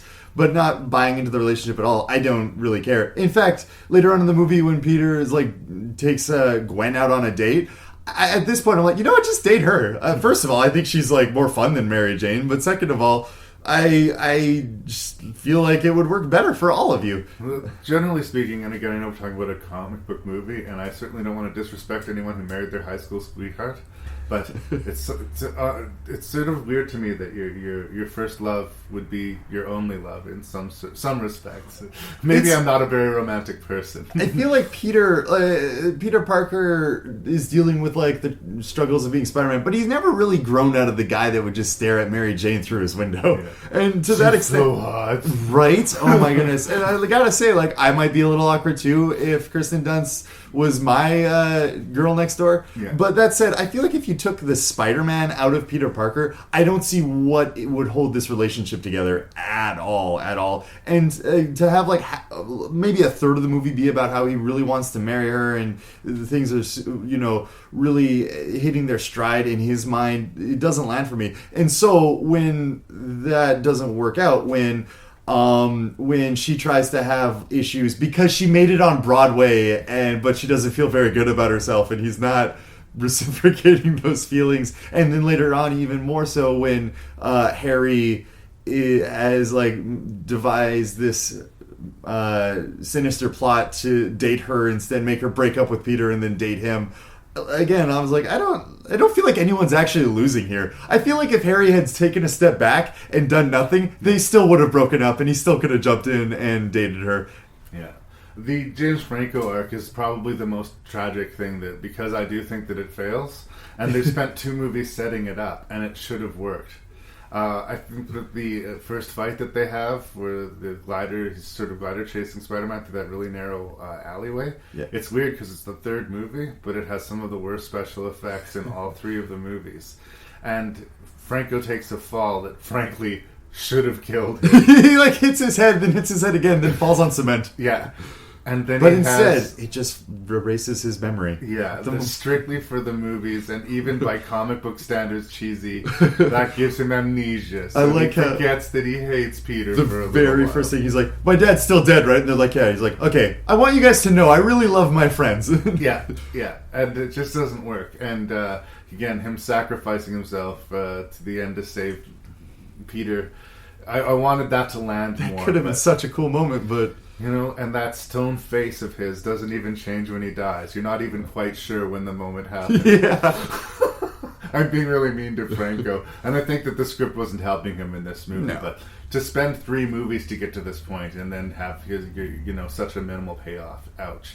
And it was in favor of giving room to Venom. And Venom is the thing of all of it that works the least. Venom feels like this movie should have been the Venom setup, and then the next movie was the for real Venom. Because you should have got the suit in this movie. Yes, that is all. 100%. I want to kind of jump back a little bit and talk about other than the relationship, I guess my second least favorite part of this movie, which is actually Sandman. Oh, really? Yes. I like the mechanics of Sandman. I also thought, his actual, the exact scene where he appears for the first time, really incredibly well done. It's emotional in the right ways, it's visually impressive in the right ways, and, you can tell that it's a CGI sand guy. But it still works. It still works. He's still, a little bit horrified, a little bit shocked at what's going on. He's, trying to grab the locket, and it's slipping through his hands, and that all works very well. The mechanics of Sandman are cool. Him being this force for Peter to fight, or Spider-Man to fight, that all works, but his origin is what you're going to talk about. Yeah, straight. I don't need this story to literally be this guy's really not a bad guy.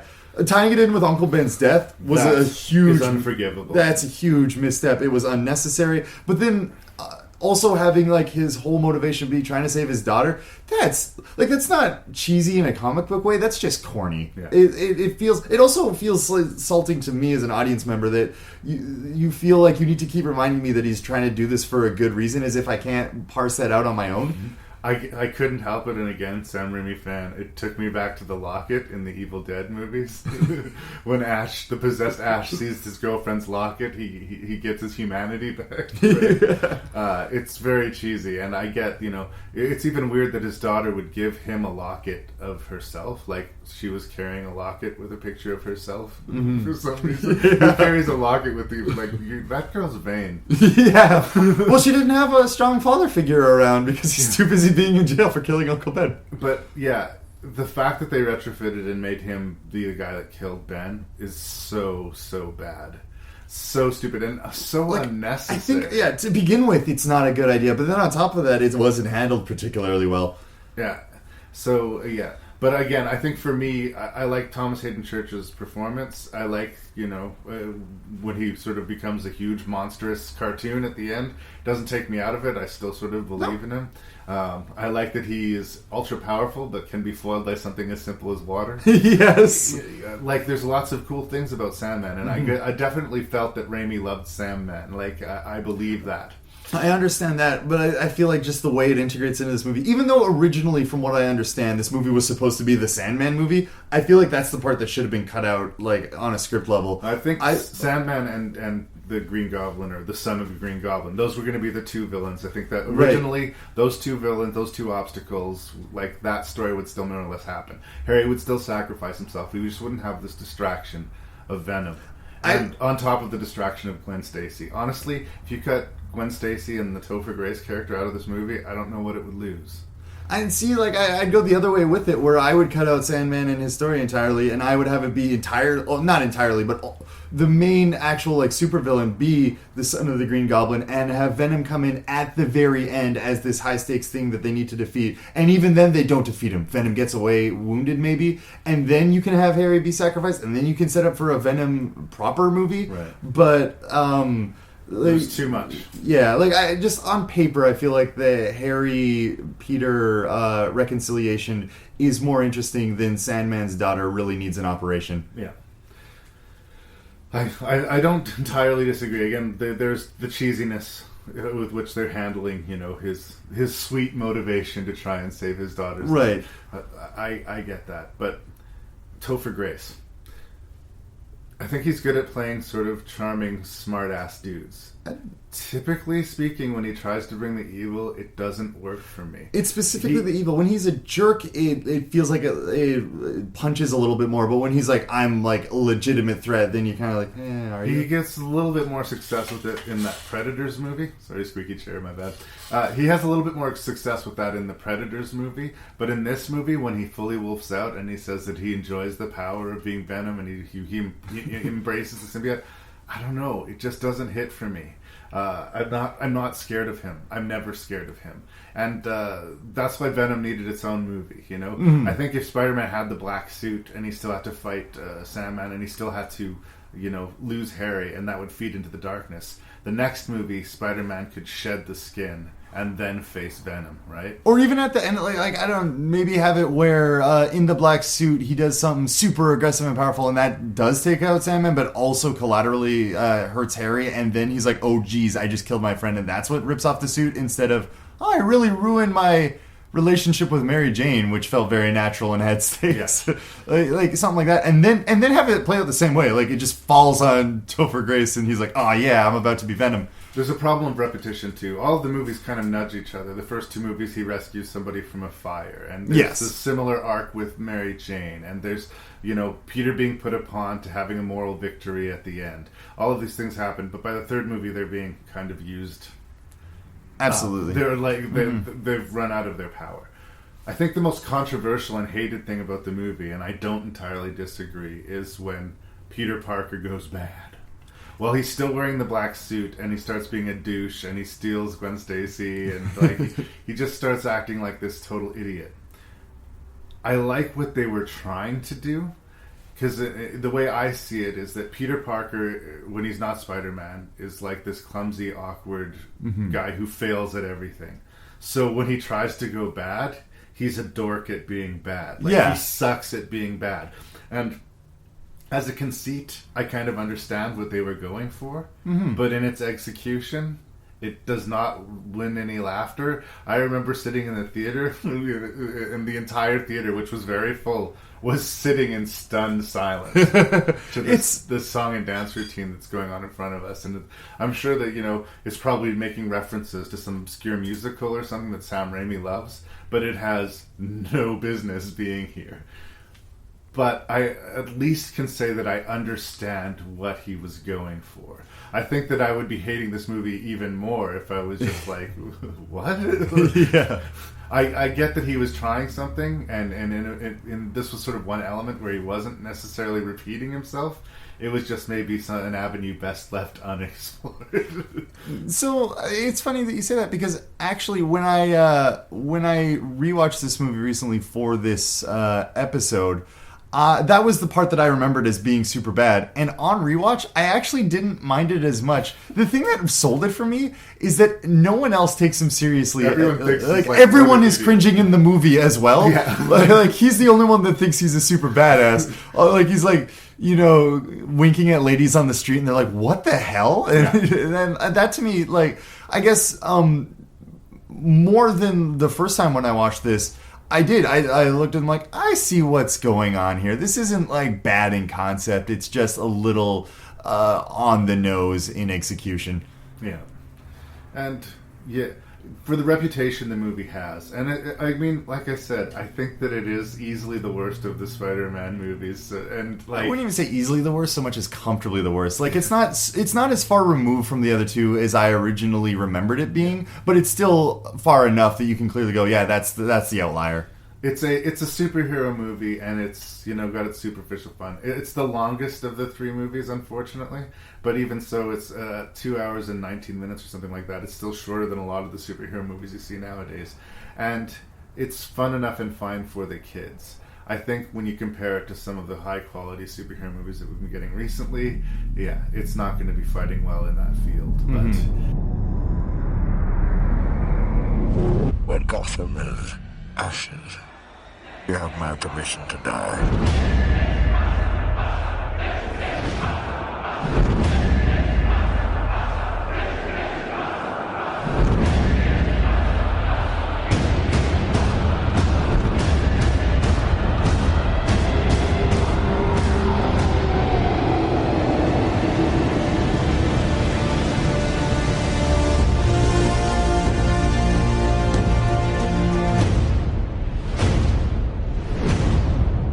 It's interesting how the two trilogies that we're talking about echo each other.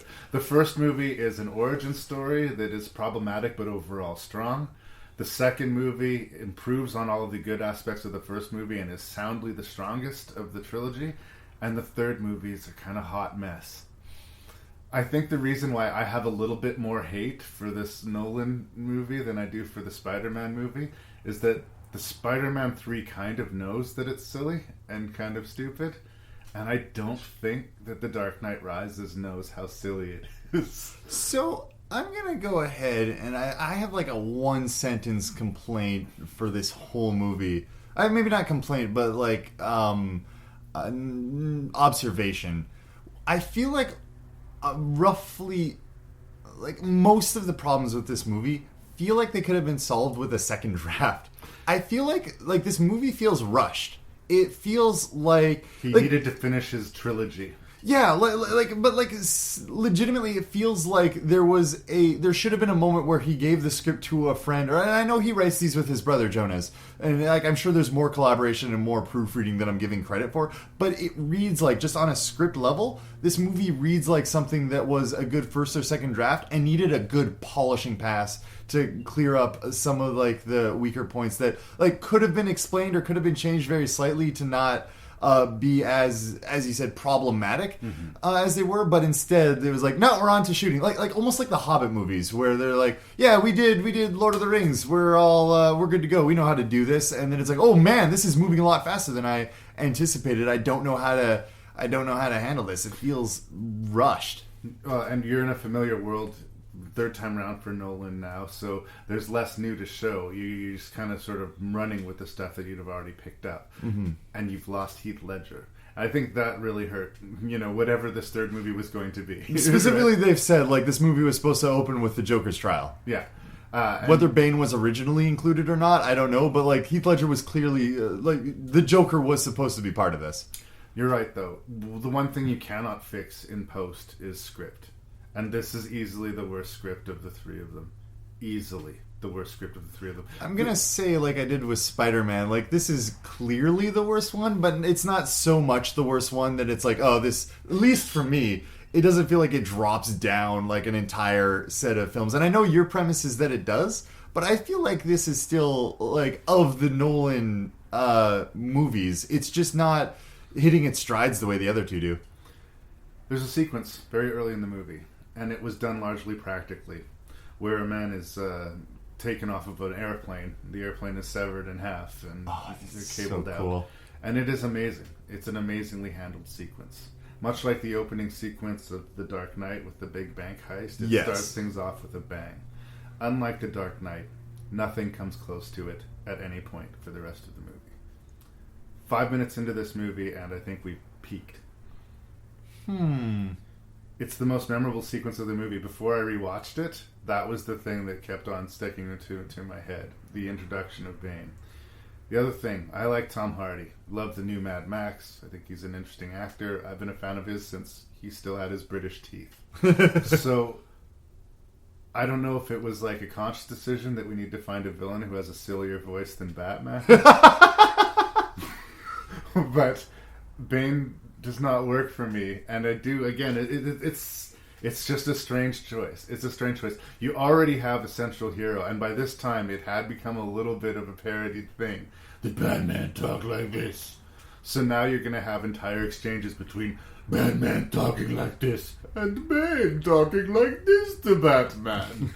And again, that's sort of, you don't ever see Tom Hardy's face, so it's just a voice coming out of this weird gas mask looking thing. But in a movie, that's taking itself deadly seriously, there's a lot of smirk to that. Like, it takes me out of it. He's physically intimidating, but every time he talks, he stops being scary to me. I'm not a fan of the interpretation of Bane. Arguably still a better interpretation of Bane than Joel Schumacher gave us. I'm not sure. And even in this age of Avengers and the Zack Snyder movies, that any superhero movie needs to be 3 hours long. I think part of a fun popcorn enterprise is that you should try and be efficient with it. Even by the third Spider-Man movie at almost 2 hours and 20 minutes, I think that we're pushing it. I think 2 hours is a nice round number to shoot for. I think that you can overstay your welcome. And there's big twists and arcs, and they tie it back to the beginning of the movie, and this they almost skip Dark Knight entirely and just go straight to Batman, because there is Dark Knight tie-in. I think one of the missteps was not acknowledging the Joker at all. They clearly, Christopher Nolan said outright, like, he's honoring Heath Ledger's memory by not capitalizing on it whatsoever, by having the Joker be referenced, acknowledged. You he's don't not want in the background. Someone was going to be recast as the Joker eventually, but not in Nolan's verse. And I feel like that's weird, because they are talking about Harvey Dent and the events, and I feel like they should have at least, like, even just one sentence being like, but even Harvey Dent wasn't that, like, it was the Joker's fault, remember? Yeah. That felt like it was an elephant in the room throughout the movie for me. I'll go back to the reintroduction of Ra's al Ghul and the whole... Oh, yeah, they were skipping Dark Knight and went to Batman Begins. Yeah, exactly. Yeah. So, I thought that worked really well. For people rewriting Sandman into Uncle Ben's story, take note of this. This is how you go back to a first movie. Yeah, but the twist, and I didn't even necessarily see it coming, with the girl being Liam Neeson's daughter and stabbing Batman and being instrumental in the big twist. When that moment happened, instead of me going, holy shit, I was like, oh. Like, there was no impact to it. Like, I was not emotionally connected. In the first movie, like, there were a few things that I would have done differently, but I was emotionally in it. The second movie, I took the ride entirely. Excuse me. The third movie, I won't quite say it, but I came close to being bored at times. It's interesting because you were talking about the length, and lengthwise, yes, it's a long movie. I don't know what could be cut from this movie. Like pacing wise, I think it works about as well as it can with the content. Like I don't look at any scenes and go like, you can remove this scene comfortably and have a still functioning movie. Like I don't think you could say that about Spider-Man. Like you could definitely. I could suggest a few off the top of my head. Go for it. Matthew Modine. Who? You know Matthew Modine? Great. The fact that you said who is sort of interesting. He is I can't remember the character's name. He's sort of part of the police force. They make a point of him at first. The guy who's not the commissioner, who acts like the commissioner? Yeah. Like, at first he's, like, keeping himself professionally distanced. Then he's, just looking after his own. And then finally he resolved, no, I'm going to go fight on the street with my men. And then he dies. Yes. I like Matthew Modine. I think he's a fantastic actor. I have no fucking idea what he's doing in this movie. I don't know what he adds to the movie. For the first part of the movie, he very clearly adds, he's a foil to Gordon. Because Gordon is 100% right about everything. Yeah. Because he's gone through 2 Batman movies before. He understands what the deal is with the Batman villain. So he's like, yeah, we got to go deal with Bane. And Matthew Modine's like, what if we don't? Because that sounds ridiculous as all hell. Mm-hmm. And he creates the tension in the first third of the movie. I guess, if we're going to cut out scenes, it's not super necessary that Gordon goes to his house and says, like, hey, you're being a coward, stop being a coward, and then have him have a heroic moment. It was like a scene to give Gary Oldman something to do. Because, speaking of people we haven't mentioned, we've made it through almost 3 Spider-Man movies without mentioning J.K. Simmons. We've made it through almost 3 Batman movies without mentioning Gary Oldman. A fantastic actor. Oh, holy cow. He's straight out of Batman Year One with his Gordon. Yeah, he's fine. He looks the part. I don't know that you necessarily needed Gary Oldman for this part, but I'm just as happy that he's there. Yeah. You're like, whoa, you're using up your whole Gary Oldman on Commissioner Gordon? But because they have Gary Oldman, they wanted to give him something to do, so he dies and then doesn't in this movie, right? He also does that in Dark Knight. Oh, sorry, yeah, that's in Dark Knight. My bad. Yeah. But you know what I'm saying. Yeah. I think that there are scenes where they give Michael Caine a speech because they have Michael Caine, and there are scenes where they give Gary Oldman a scene because they have fucking Gary Oldman. But I think if you took those scenes out or thinned them down, the movie would be shorter and not in any way less. But even then, like thinning down, Alfred has his scene where he's like, hey, Bruce, you've been doing this Batman thing for 2 movies now, and one of these days you're going to die in that suit, and I can't handle it, and I can't enable it anymore. I'm going to leave. I think that scene has to mostly stay the same. And then he leaves. And I want to say, actually, one of on rewatch, maybe not initially, but on rewatch, one of the most emotionally impactful scenes out of any of these movies is at the very end of Dark Knight Rises, when Alfred is apologizing to the graves of Martha and Papa Wayne about he's bawling, he's stuttering. I failed, but he's crying, and I was talking about the women in Spider-Man 2 screaming in a way that people don't actually scream for real. Michael Caine is crying the way I cry when I'm upset about it. He's like, I promise I would, and he's choking up on his words, and he gets me each time, and I feel, and that's only 2 seconds in the movie. Here's the thing. Alfred has been Bruce Wayne's true friend and confidant through his entire life. Yes. Why in the fucking world would you let him believe that you died? Let Gotham believe you died. Because he's going to bump into him in Florence 2 scenes from now. Or 2 shots from now. But presumably months or years after the explosion. Why subject him to that? It's because Bruce Wayne's a dick. Why be a dick about it? And my very first note in Batman Begins is that Bruce Wayne is a dick. Well, and Batman gets his back broken by Bane, and he has to spend several months recuperating and escaping from a hole in the ground. Yes. And while this is happening, unless I'm mistaken, unless I hallucinated this, you did. The entirety of the Gotham police force yes. is in the sewer systems of Gotham. Yes. That is its own fucking movie. Honestly, let's see that movie. Let's see hundreds of police officers eating rats and making like having unbearably candid discussions about who they would have to eat first. Yeah, falling down into cannibalism. But when they finally erupt, like Batman frees them and they're just madmen. And when they come out, they're all it's all sticks and stones. They seem clearly to have run out of ammunition. It is a ludicrous plot point. Like, that is fucking dumb. That is a plot point that is so dumb it would not survive in the Spider-Man movies. And we are That the police are under the ground? That the police live underground in the sewers for 4 months while Batman heals his back and escapes from that prison? I'm not being facetious. I don't see the problem with that. Really? Yeah, like I think the thing for me is I would have balanced it out by not having as many police in the thing, because they all go in to get Bane, which is a little bit of a big pill to swallow. And that I was complaining about Spider-Man things doing things for plot reasons and not necessarily character reasons. That is a plot reason. Yeah. Like, getting the police underground is a plot reason. Having them stuck underground and having, like, Bane actively take his army and try and suppress the police makes a lot of sense to me. Having Batman rise out of the pit, I don't think worked as well as I would have liked, but it didn't, like, it wasn't an actively bad part of the movie. I'm saying if you lived in the sewers underground for 4 months, you would come out an emaciated skeleton if you were alive. That's what you're okay, you're saying how the are they reveal. Subsisting? How did they Well, you live? do. They're getting food. It shows them getting food. I want to say that, like, even Bane's army is providing them, because Bane is like, hey, the police will survive, and then the very next clip is them getting, like, crates of food down in the sewers. They're being sustained by someone. Why? Why? So that all these people don't die. Why would Bane feed them? I don't know. Maybe it's Joseph Gordon-Levitt. Maybe Joseph Gordon-Levitt's like, if they can leave the sewer to get food. Just leave. But they're not leaving to get food. Someone's dropping it down to them. Anyway, I found that to be a very tough pill to swallow. I'm not going to lie. I thought that was pretty stupid. like I said, like I find it a little bit convenient that all of the police are down there, but I don't doubt that they could or would survive or what have you. I'm going to say at a minimum 4 months for that back injury and for him to escape that pit.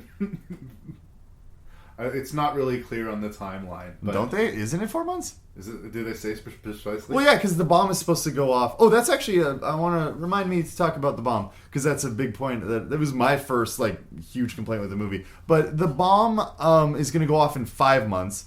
Batman is in the prison before they even set up the bomb. Right. And so he has a couple weeks left by the time he's heading back to Gotham, because he arrives at Gotham a couple days before the bomb is about to go off. So he's in that pit for at least 4 months, if not almost 5. Yeah. I don't know. And in the meantime, the entire city of Gotham is being sieged and no one is doing anything about it. I don't know. I think from a script level, well, that's what I'm saying, and that's what that was. It does not fly. It doesn't or come close to it compared to the first two movies. Well, definitely not compared to Dark Knight, because that movie's ridiculously good. But like I said, there are script problems, but I feel like surface level script problems that could have been polished out, not necessarily core script problems. I'm trying to think of a good movie as an example of something where I feel like if you whittle it down, you can make almost any movie premise good if you do something interesting with it. But some movies are The Room. I'll go all the way to the bottom.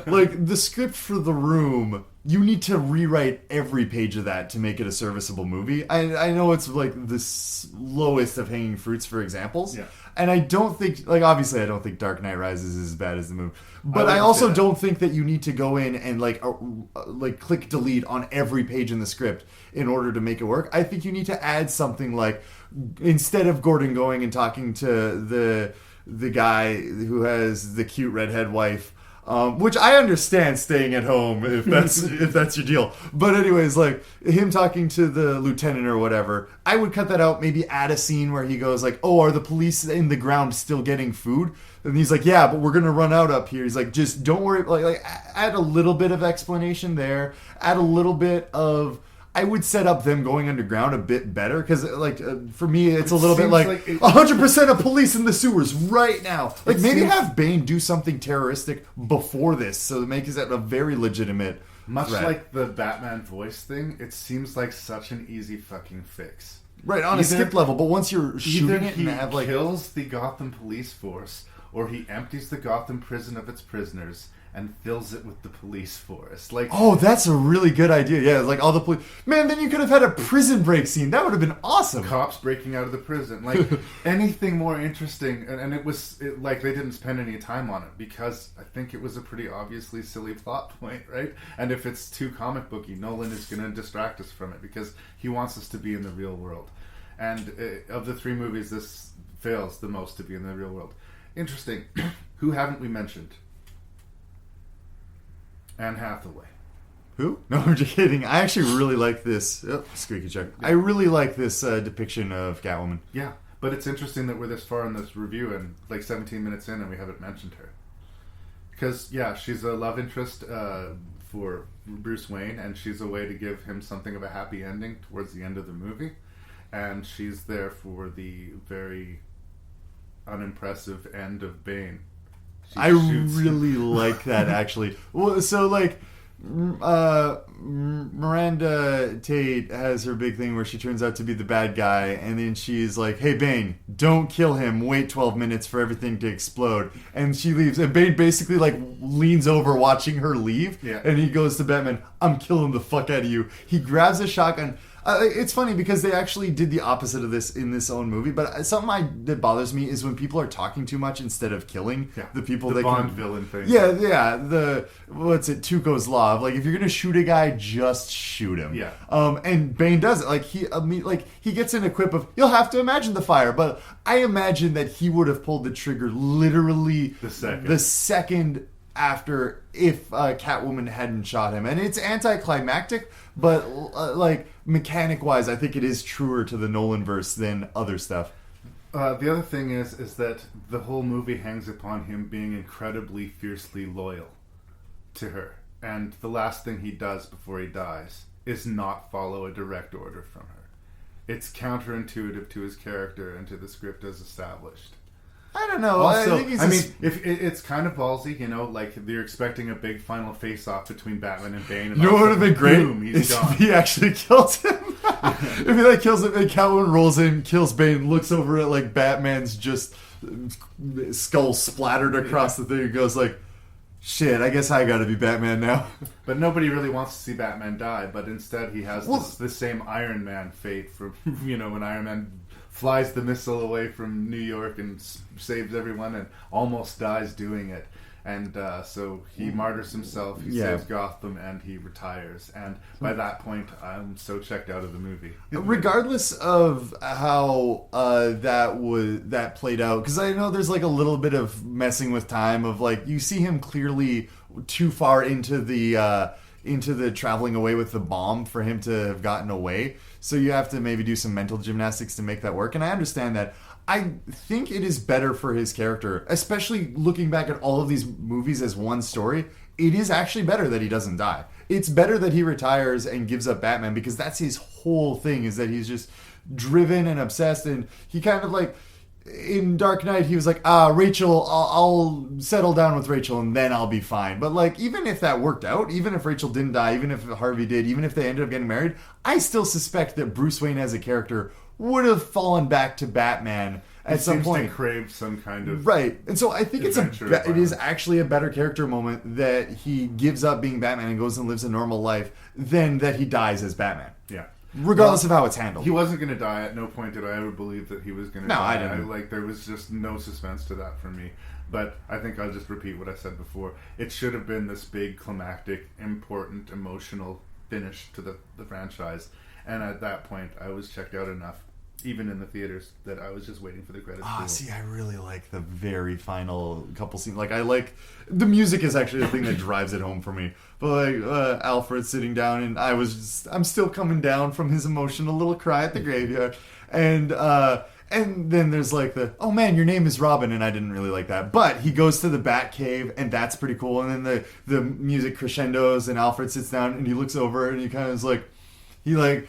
does a little nod, and then Christian Bale's there, and he's like, yep, I retired. Character arc complete. And then, like, the music thumps in, and very last thing is you see Joseph Gordon-Levitt becoming Batman, and I think that's a very good end. Okay. Well, but again, I think that I was checked out enough by that point that it wasn't going to work for me by that point, so it didn't. But my alternative ending, you said, you know, Bane shoots Batman and then Finished killed himself. How about the alternate ending where we see Alfred crying at the grave, and then he fucking eats a shotgun and blows his fucking head off. And then Batman goes full Dark Knight Returns? Yeah, and then Christian Bale, or, you know, Bruce Wayne realizes, oh shit, I went to tell Oh no! I don't think he could have. Like, now that I think about it, I don't think he could have told Alfred. At what point would he have? He didn't know that he was gonna like do the fake self-sacrifice until they attached the bomb to the bat helicopter thing. But he was alive and living the romantic life in Italy or wherever the fuck. Oh, for a month, yeah, but like, I guess he could have told him when he told you're Selena. alive. Don't be a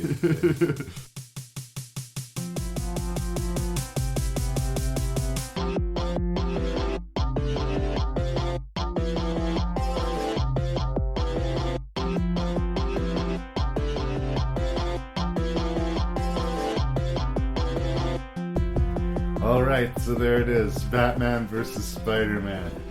We've hashed out the Nolan-verse, we've hashed out the Raimi-verse. I think that it's probably fairly obvious where I'm going to land, but let's do this for the record. Alright. Where do you rank these 6 superhero movies? And in the end, who won the battle? So, in the end, Iron Man is the best of them. In a stunning upset.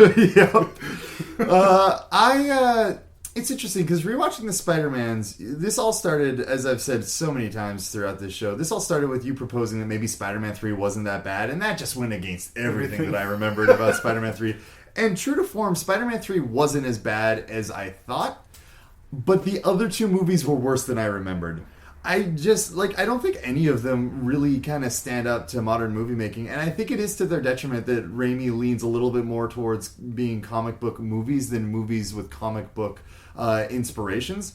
I found them all to be a very similar shade of mediocre. Even the second one, I like Doc Ock as a villain, but I think him jokingly, J. Jonah Jameson is the best part of those movies. But realistically, I think the most well done part is Dr. Octopus, and I don't think he's as good as even the stuff in Dark Knight Rises. I think all of these movies are just I joked about Iron Man. I would compare the Iron Man movies as being a little bit more well done versions, maybe more modern if you want to go that way, but definitely they're more character driven, they're more relatable. I feel like they're just more narratively competent than there any of was the also Spider-Man 10 years movies. of superhero movies between Spider-Man and Iron Man. But there wasn't, because Spider-Man 3, Dark Knight, and Iron Man all came out within 1 year of each other, and it's very clear to me which one of those movies you worked out in history. But even then, Iron Man is a better movie than Spider-Man 3, clearly. But the X-Men 2, that also came out around the time when Spider-Man 2 and stuff was. Comic book movies were being done, I would say, properly by the time these Spider-Man movies came out. I don't disagree, but in the same way I'd say we needed X2 to sort of, as a stepping stone to get us to Batman Begins, we kind of needed Spider-Man as a stepping stone to get us to Iron Man. That makes sense. And even so, looking back at these, if I'm going to sit down and go, which one of these movies do I want to watch? The Spider-Man movies are at the bottom of the list. So, starting from my lowest one, in sixth place, I had a real difficult time actually balancing Spider-Man 1 being worse than I remembered and Spider-Man 3 being better than I remembered. I think Spider-Man 3 still takes the cake as the one that works the least out of all of them. So Spider-Man 3 is my worst movie. All right. Followed by Spider-Man 1. Okay. Spider-Man 1 is it's just not as solid as I remember the character. Like I said, I don't care about Mary Jane and Peter Parker. The Green Goblin just isn't as threatening as I would like him to be. It has old movie type problems that modern movie making is kind of, at least for comic book movies, has found its stride a little bit better than this one plays out for pacing stuff, for emotional impact type stuff. So Spider-Man 1 is my 5th movie. Then it's Spider-Man 2. I don't think Spider-Man 2 is better than Dark Knight Rises. I think Dark Knight Rises, which is number 4, whatever. It's the one, number three. Spoilers. These are the two that I have to compare, and I still think, even with all its flaws, even with its inconsistencies, even with its downfall from the masterpiece that was Dark Knight, Dark Knight Rises is a more narratively and emotionally cohesive movie than Spider-Man 2. I understand what you're saying with it being inconsistent and distracting, but even with that in mind, I just care more what's going on at any given moment. maybe that's why I find it better, because for the same reason that you don't like it, it's because I'm caring what's going on, and then something happens and you're like, oh, well, like, that's just ridiculous for how much I care, but at least I care. For Spider-Man 2, I didn't care about anything except Dr. Octopus and J. Jonah Jameson. I think it's just a lower caliber movie than Dark Knight Rises. Dark Knight Rises is number 3. And then Batman Begins. Batman Begins is a really solid movie. Not flawless. I don't know of any movie that I would say is outright flawless, but it's impressive. It holds up impressively well, and I think that it does a very good job of establishing a different kind of things that comic book movies could be. I feel like now DC is going learning the wrong lessons from it, maybe, where they're like, gotcha, dark and gritty. That's how we'll do our thing. And I don't necessarily know that's what you want to take away from it. And I do hear what you're saying about the movie maybe being slightly tonally inconsistent. But I still think it hits really heavily, and it's just a really great movie in its own right. Dark Knight is my favorite movie of all time, actually. Wow. I don't think it's the best movie, but it's your personal it's my it just speaks to me on so many levels. I also don't think it's flawless, but it's just so damn good. And I actually think it is legitimately one of the best movies of all time. Wow. I know there are better movies. I just argue there aren't many better movies.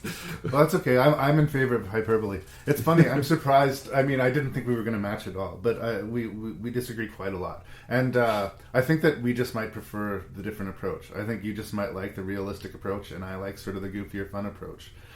Generally speaking, in film and television lately, and maybe this is just me becoming an old man, I'm missing the fun. I'm missing relatable, likable characters, and watching a movie that puts a smile on my face instead of crushes me spiritually. I'm all Breaking Bad and Game of Thrones. There you go. See, and I like those shows, but I mean, I don't know, especially in the superhero genre. Let's have some fun.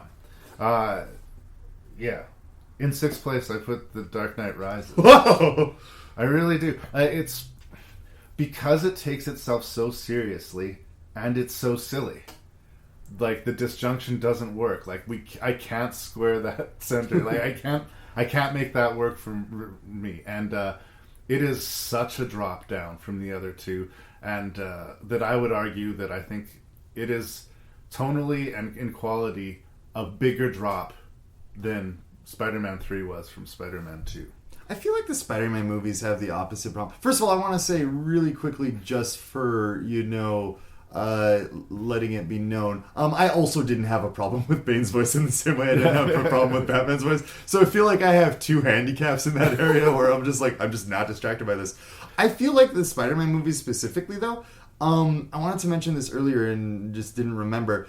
They suffer from their serious moments not landing in the same way that, because a lot of it's so silly and so comic book, like when they try and do touching moments like the Green Goblin dies, I don't, it doesn't actually touching me. Well, for me, it's like when Tobey Maguire has a tearful moment confessing to Aunt May about how it was his fault that his uncle died. Yeah. It becomes such a big moment that it almost becomes too serious for this silly movie. Right. So, but that's just the flip side of the coin. I'm just sort of talking about the approach. In 5th place, I do put Spider-Man 3 because it is a mess. I'm not going to deny that it's a mess, but it's of the same goofy universe that the first two movies are. 100%. I think people remember Spider-Man 3 as being like The Godfather Part 3, where it's just better to ignore it happening, and I don't think that's the case. If you're going to have a Spider-Man marathon, I mean, maybe watch the two Amazing Spider-Man movies, but if you're going to watch the Sam Raimi Spider-Mans, watch all of them. They're all together. Much like The Dark Knight Rises, too, it's haunted by the better movie it could and should have been. But honestly, at this point, even just for the running time, I would rather watch Spider-Man 3 again than The Dark Knight Rises. In 4th place, Spider-Man the First. It's a fairly decent origin story. I don't think we can downplay the impact that it had both in the box office and culturally when it came out.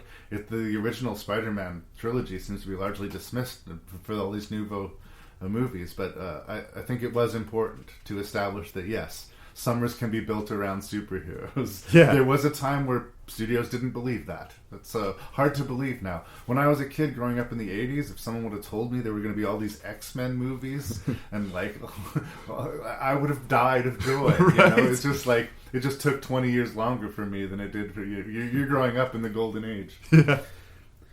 In third position, and it was a little bit of humming hawing, but in third position, Spider-Man 2. Whoa, hey.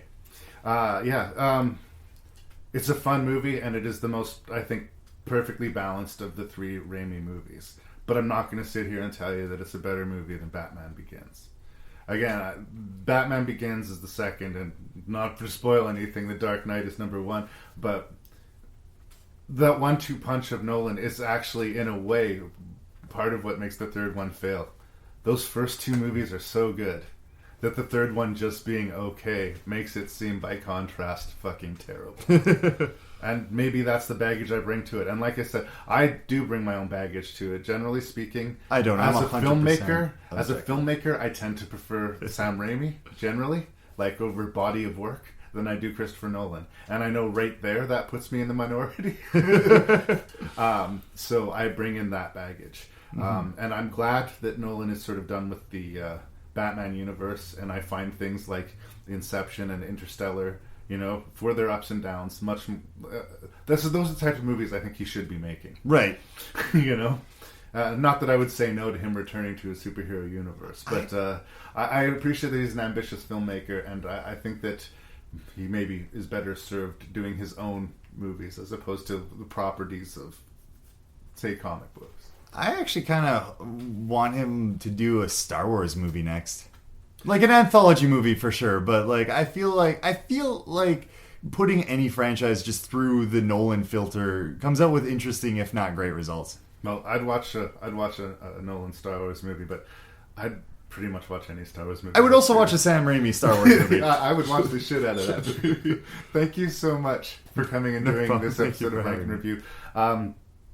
Batman wins the fight in my main, but it's a good fight. Yeah, I think you're on the same page. According to your rank, obviously. Well, yeah. Wins. This was basically like I didn't rank 6 movies. I ranked 2. The Spider-Man movies coming second, and the Batman movies coming first.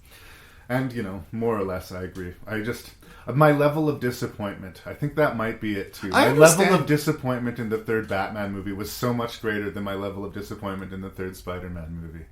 I understand. Like I will hear an argument for Dark Knight Rises being disappointing, and then again, like I'm actually very much in the same boat in that regard, because I feel like a lot of the problems were surface level script problems that like it feels almost lazy to not catch them, and that whether that leads to lower quality or not overall is beside the point, because it definitely leads to disappointment. I shouldn't have to tell someone who's named Christopher Nolan that if you're going to spend millions of dollars on the production and millions of dollars on the cast and millions of dollars on the advertising, spend a little extra time on the script. Pay yourself. Like, take a script vacation. Just like, and I don't actually know what happened in the production, but it seems like they had a well-oiled machine going for the first 2, and then they kind of phoned it in some parts for the third one.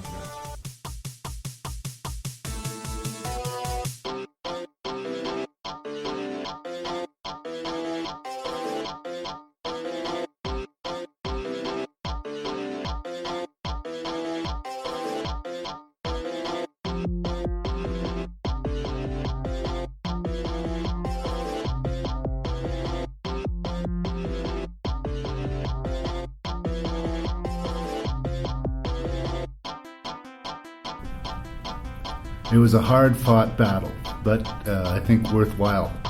I hope you guys enjoyed that very special edition of Rank and Review. Special thanks to Eric for joining me for that episode. We're going to get back to more traditional Rank and Review type of movies next episode, so I hope you join me for that. In the meantime, send your feedback to rankandreview@gmail.com. That's RANKNREVIEW@gmail.com. Thank you so much, you guys, and we'll talk to you soon.